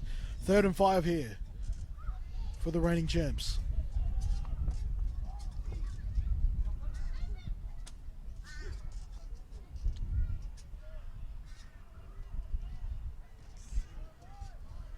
Third down and 5. 3 wide again for the Ravens. And I think that might be Fleming in the backfield. That it is. Will he throw to him? Yes, he will. Out the flat. Missed it because it's behind the tent. Incomplete. Incomplete. Incomplete. Behind the tent, I should say.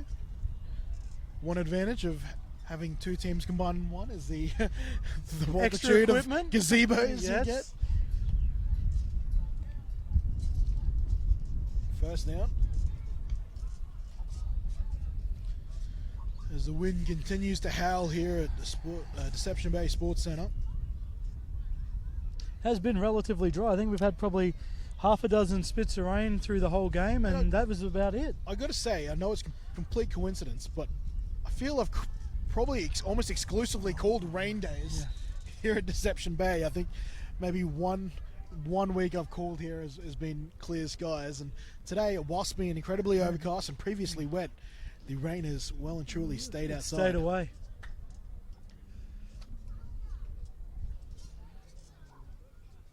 I believe that was a great little read by Stegman there.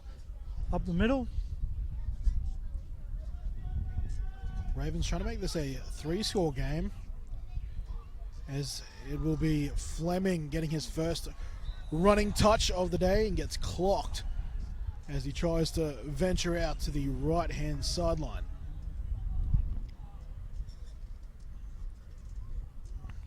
Well, cornerbacks getting in on some action, laying some wood. And more as the offenses in the modern game, look to spread into space and get to the edges as quickly as they can. These corners are having to more and more. You can't really be let's call it a business decision corner nowadays, can you? Certainly can't. That's in any league, I think. Whether it's this league, professional league, these corners are asked to do a lot more than just cover a receiver. Over the middle looking for Posey, and I think I'm about to put the commentator's curse on here, but we have not seen a pass interference penalty as of yet. We have not. There actually hasn't been too many penalties. It's been pretty disciplined. It's been a very clean game. Couple offsides, couple of false starts. Yep. No face masks. No holding calls. Holdings. And quite frankly, I think at times maybe the Ravens probably could have done with a holding. Yes, definitely. Some of the shots that Stegman's taken today. This is what we expect from the two best teams in the league currently on the ladder. Okay, disciplined play, well coached, well drilled. And in any case, it was a good 3rd down stop here for the Rhinos, giving himself a chance. Sam James spiraling and torping this through the wind. It's pretty impressive, and it'll take a left-hand turn. Sam James has been an absolute gun at the punter position today. It's just been incredible how this Ravens special teams, particularly their punt unit, has managed these conditions. Against the wind, putting that ball where it was there. Fantastic. The returner had no choice but to leave that and pray that it bounced properly for him. But unfortunately, straight to the sideline with our ball. And again, the Rhinos right in their own territory, within their own 10-yard line here, seeing what they can do. 2 scores down. So the Rhinos have probably started inside their 15 much more than they both would have liked and anticipated. and it does put a bit of a dampener on your offense, because you really have to look at ball security and distance here. One sack, one lost play, you're in safety territory. And speak of the devil. Commentators curse. Commentators curse. Apologies, Rhinos, for that. But as we can see, everything just tightens up on your offense. And it's just one more thing, your quarterback has to think about in their progress. Yep. They're thinking about the snap count. They're trying to assess the defense. First, the room for the defense. Then they move down to see who's rushing. And then you're trying to figure out if everyone's in position. And then you got to wonder, how far back can I step back before I'm inside my own end zone? Can I escape left or right, or am I going to go out? And then you see the Raptors logo under your feet, and you go, "Damn, I'm in my own goal here." 2 yards out from their own goal line. Quick throw here from Toshak, but he can't keep it down. And Warburton, I think, along with Desbro, were in coverage there regardless. And we have I think the defense always kicks up that notch too, knowing that there's a safety on the line. Or even a pick six with the way some of these defensive Definitely, and that's the other thing. You start to lob balls in there to compensate. You can't step into your throws as much sometimes. There's not enough room to drop back. I'm trying to figure out which of the players are down. It could be Toshak again. I think it is Toshak after he delivered that ball. So he was probably lucky to even get that ball away with that D-line coming through at a rate of knots. Looks like it might be a lengthy injury timeout here. We might take a short break and be back very shortly.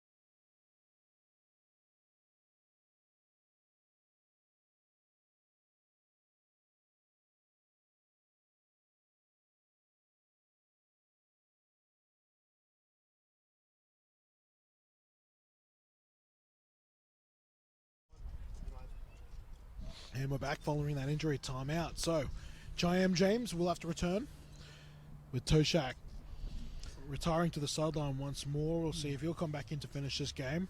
Good to see him up and walking. He was clutching that leg, so good to see he's got some mobility as he walks off. Another Rhinos obviously want to win this game, for a multitude of reasons, for the sake of confidence moving into the postseason and preparation, and also, the Gateway Shield is on the line for them as well. They haven't had it for a couple of years.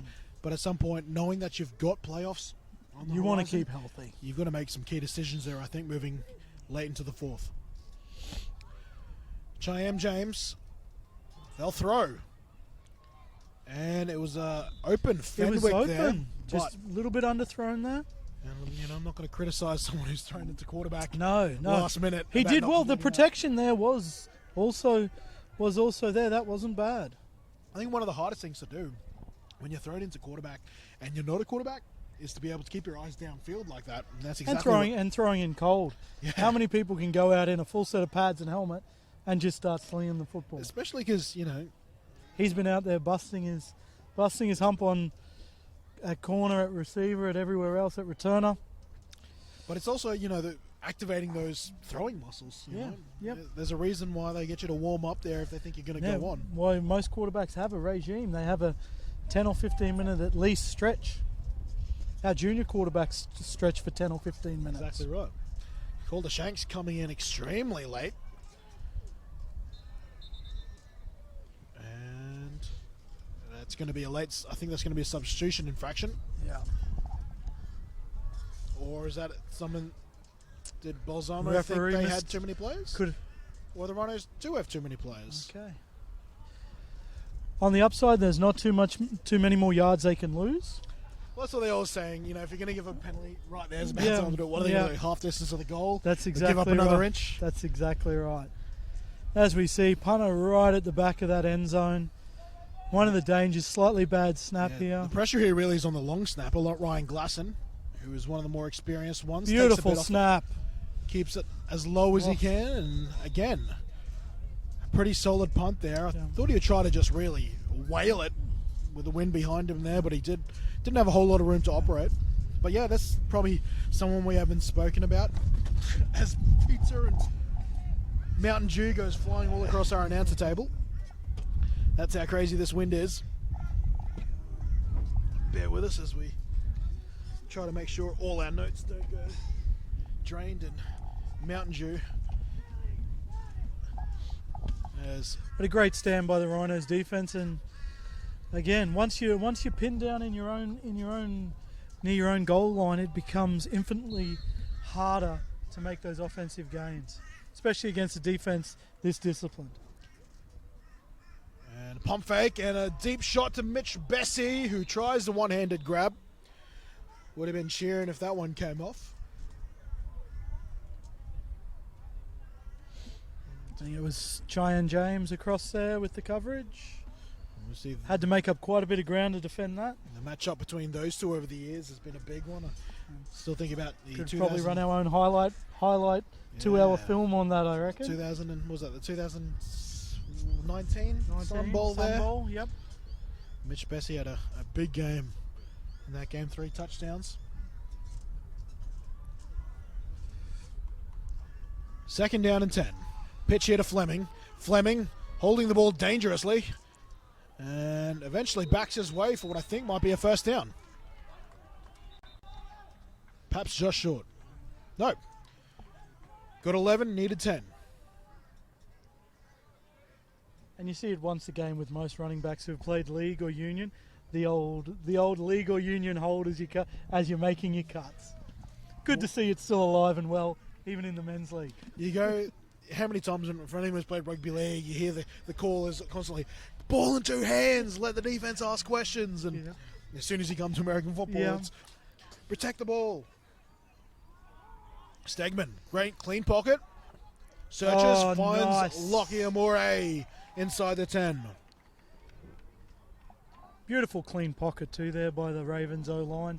I think since the first half that unit has really stepped up, and I think that's probably made the biggest difference in this game.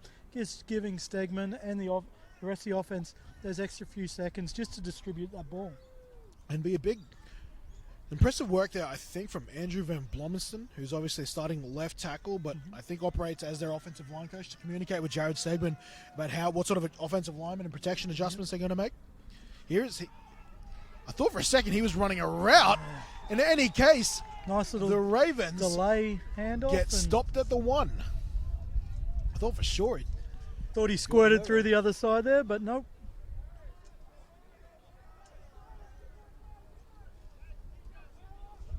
Just trying to watch a replay there. Nevertheless, I would have given it.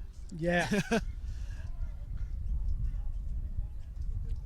thought for a second, I was looking at AVB as talking about him there. I thought he'd run a route for a second. I'm like, are we about to see some sort of ineligible big boy touchdown? Saw one in the Giants game. Yes, I think it was nothing like a big Andrew man. Thomas. Nothing like one of those big guys scoring a touchdown. First down and goal. I think there was a clear false start to the right-hand side of the offensive line.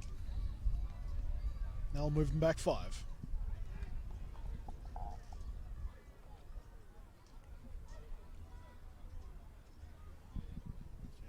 Draw attention to it again in the yellow hat there. You see former Raven and former Seattle Seahawk Jesse Williams appearing on the Ravens sideline. And obviously a welcome addition back to the Bayside Ravens there. And just the football community in general here, I think.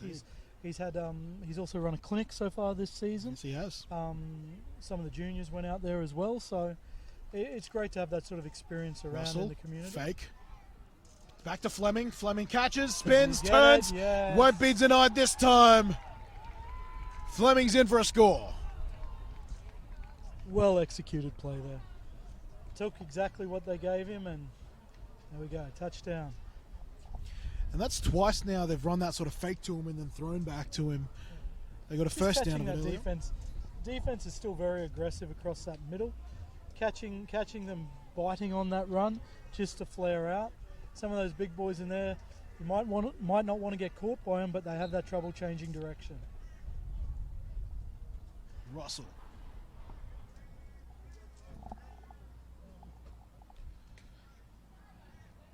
Bessie on the hold, Russell on the PAT, and Russell is good.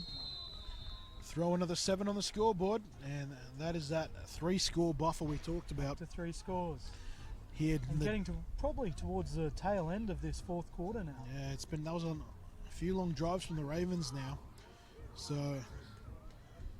you'd say the game is well and truly in hand here for the current defending champions, and it looks like they will head into the postseason with their title defense intact and undefeated effectively again. another perfect season. Although many argue about the asterisks about that. Technically, it's not a perfect season unless you play all of them. Unless you there. play all of them, yes, That's yes. what they say.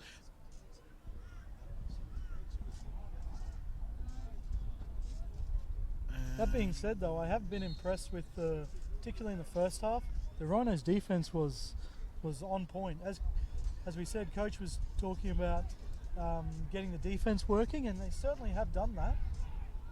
They've made the Ravens work for this to every point. Returnable here for Shanks. Shanks with 1 touchdown this afternoon. Shanks threatening to break it to the outside. Him versus Posey. Shanks tries to shove him off and gets stopped there at the Rhinos 30. How about that Shanks touchdown earlier in the game there? Just Snagging the ball off someone, and Yes. then off he goes to the races. Popel's already trying to think of his touchdown his Yeah. intercept celebration. Next minute he's got a thief in the night. Yeah. Taking that ball away and already 20 yards down the field the other direction. Unfortunately, I missed. I'll have to go back and see if we got it on the replay, because I just lost sight of it as it went behind that 10. So, but just an incredible heads-up play. The receiver, the attacker turning into the defender, turning into the attacker. Indeed, indeed. First down and 10.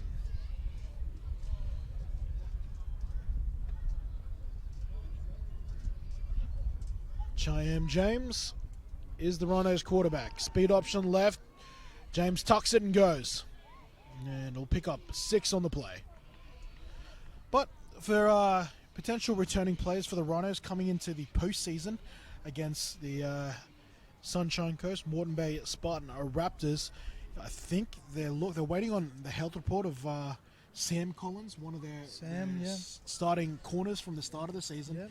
He broke his scapula, I believe, in the back, and has been waiting for that to recover. Yeah. Of course, the big question mark has been Mitch Bradford, who hasn't played since the Ravens game in week 3. That started off as a week-to-week injury and then ended up being effectively the whole season. Having a quick chat to Sam, he's confident that Mitch will be able to go next week, which is definitely a big one for them to get that experience back behind centre. Could be on the coverage there. We say that, but Sam Otis has been telling me that all year long, so we'll see how we go.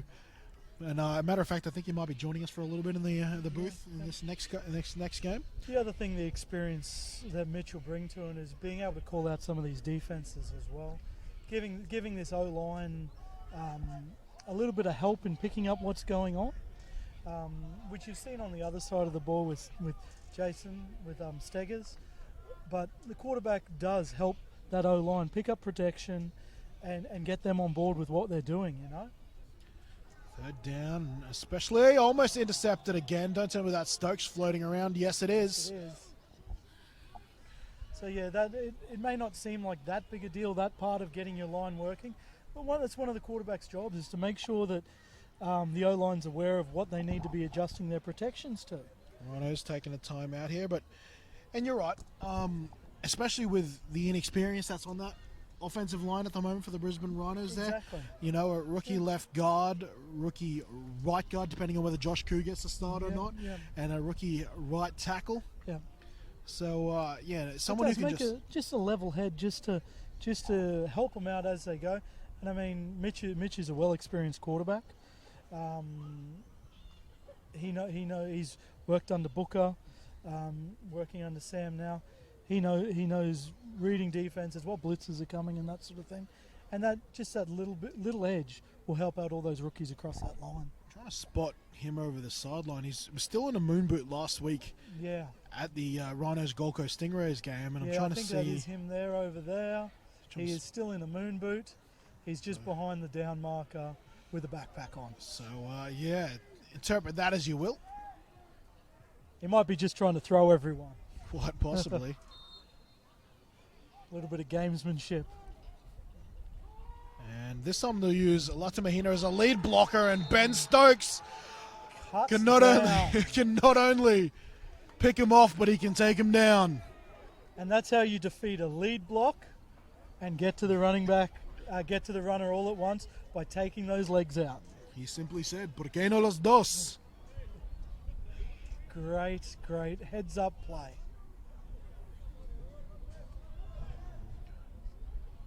So that was a 4th down play there, and I would say that might be the dagger, and it'll be up to the Ravens now to run this game out.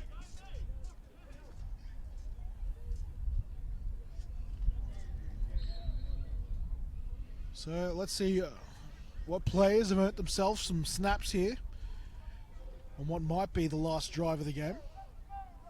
Faraz back in the game after the last Fleming touchdown.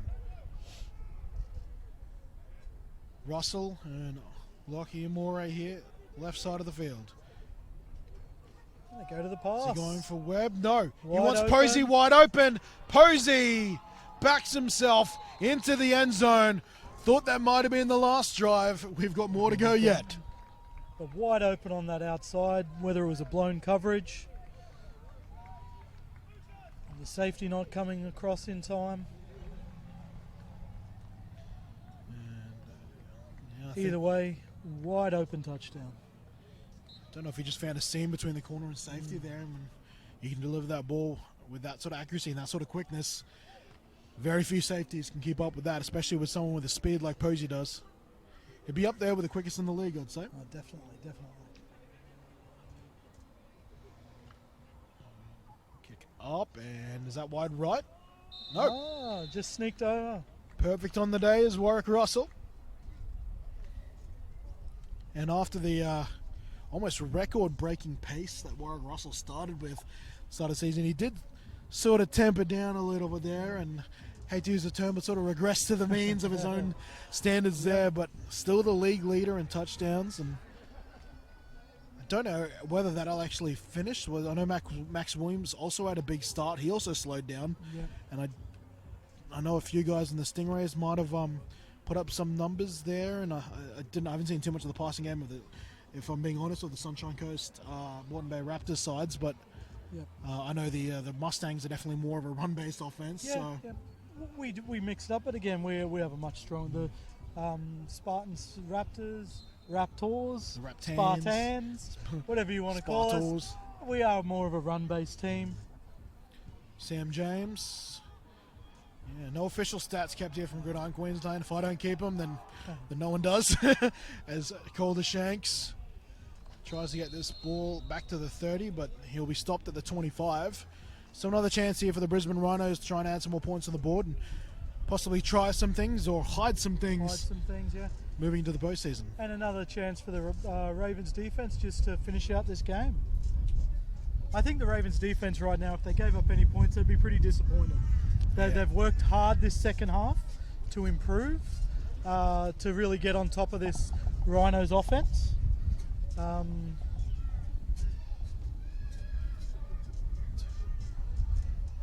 That they have. Joel Maddock in the jersey number 23 is on the field for the Ravens now. A lot of starters still out there. I still see Chris Clark, Des Brow. Warburton's rotated onto the field. Perrin's over there at right corner. Jersey number 57, who's that? That's Andrew Farlow. stepping into linebacker, who's actually been in a fair bit in this second half.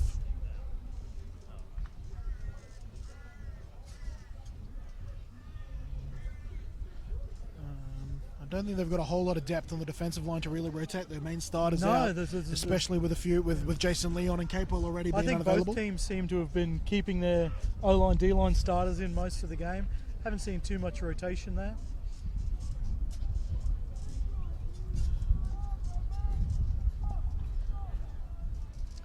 Let's see what the Rhinos can do to finish off this game. Okay, look at this backfield. Who's a quarterback? It's Calder Shanks. Shanks with James and Max Williams in the backfield. What is this? It'll be a fake pass on the left. Calder Shanks run to the right. Ravens defense says we can deal with that and gives up 4 on the play. I think at this point maybe they're just trying some in case of emergency break in case of emergency plays. Yep, definitely. Definitely, because like we said with Mitch, depending on if he's good to go next week, they may have to run with one of these three guys.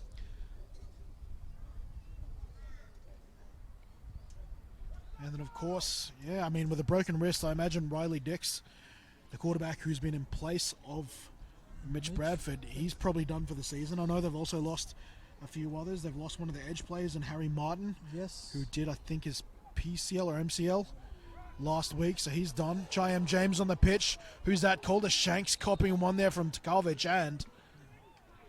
Sorry, not Tkalvich and Adenil Thompson, my apologies. And Shanks is still down. That was a thunderous hit. You could hear that more than see it. And we'll take a look at that on replay again there as we're slowly cycling our way back to it. And they're going to take an injury timeout here for Calder. And that's always a worry with when you move to a running quarterback. They do tend to take some shots.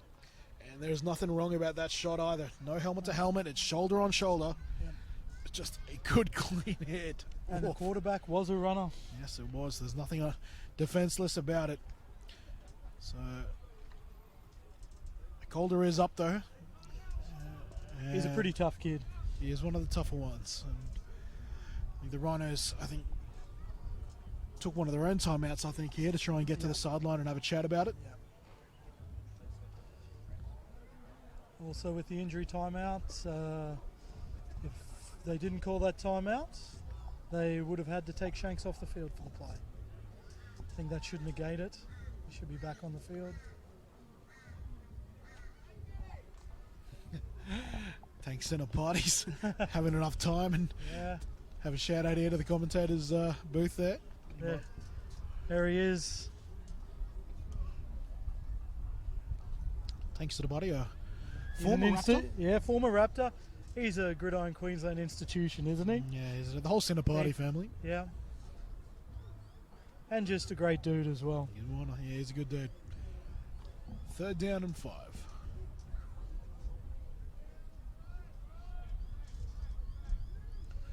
Rhinos O-line looking a bit tired. Shanks remains a quarterback. Both running backs to the right. The throw to Latu Mahina. Oh, the big man. And he'll grab the first down on 3rd down. Nice play design. Certainly was. Getting the big man the ball in space.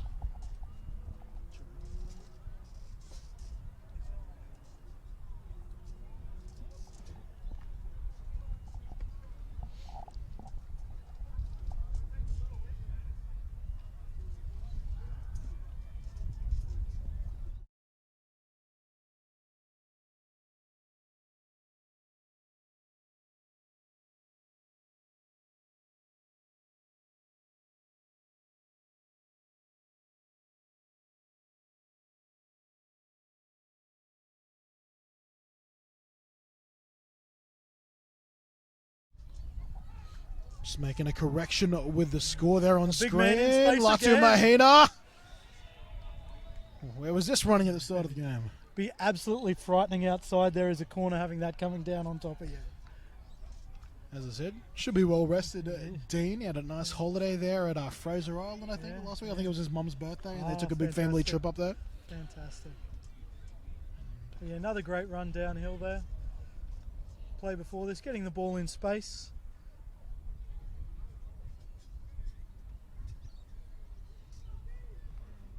First down and 10. The Rhinos offense, though, even though they're down in QBs, they have shown a bit of life in being able to move that football. So that is a positive sign for them against this pretty talented Ravens defense, you know. And Shanks just throws and shuts his eyes and throws that one. Yeah. But one thing you got to assess when you have got, dealing with the deficiencies they're doing right now, having to use multiple different quarterbacks due to injury. What can you assess? There's only so much you can assess about the receivers. That's it. There's only so much you can assess about the quarterbacks, but you can assess the running game, which certainly has looked at times it's looked solid here. But you can obviously, the one thing I'd probably say the same is the offensive line. The offensive line and run game will be the big one. The offensive line and the passing game, in my opinion, has been pretty good in pass protection so far. Especially with the pass rushes they've had. I don't even know if there's been technically a sack so far surrendered by the Rhinos. Plenty of tackles for losses though.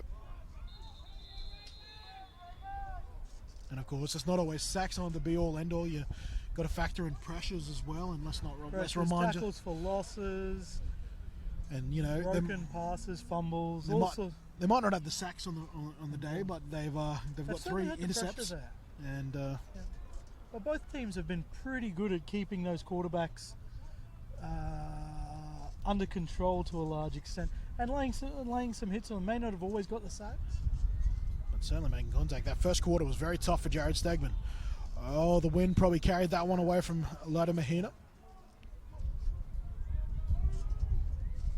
And go back to your point earlier about with quarterbacks with those shorter passes, usually in normal conditions, you're okay to feather that. Yep, And just that's let exactly the right. last That little finger. bit of touch. Yeah. That little bit of touch in these conditions just make that very dangerous. And with some of those shorter passes there, you don't really. When quarterbacks are trying to deliver the ball downfield or even to tight spaces, they'll really flick that last finger that comes off the ball very hard to get that zip on it there. When you're making passes like that, okay, what are they lining up for here? This will be a record. 45, 55 yarder? I think they're on the 39. Or 39. This will be a 56 yarder. 56. It is up with the wind at his back. Chris Clark will be there to return it. Oh, here we go. These two have some penance to repay. What can they do with it on this field goal? Clark still going. And that Clark will effectively bring it back to where the ball was kicked. Where we started, yeah. Wasn't a bad effort. I'd say he probably hit 45 yarder. Yes. It would have been close for 40, 45.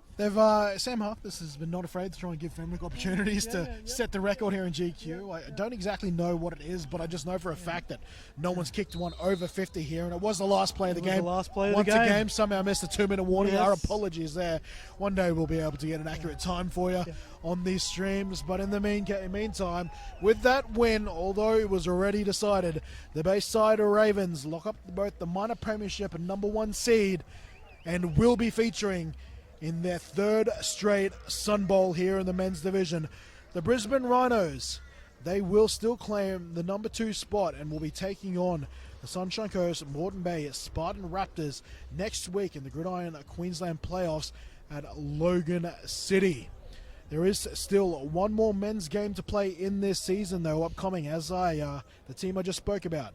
The combined team of the Moreton Bay Raptors and the Sunshine Coast Spartans, they'll be taking on the new kids on the block no more, the USQ Mustangs, playing their final game of their very first season in this sport.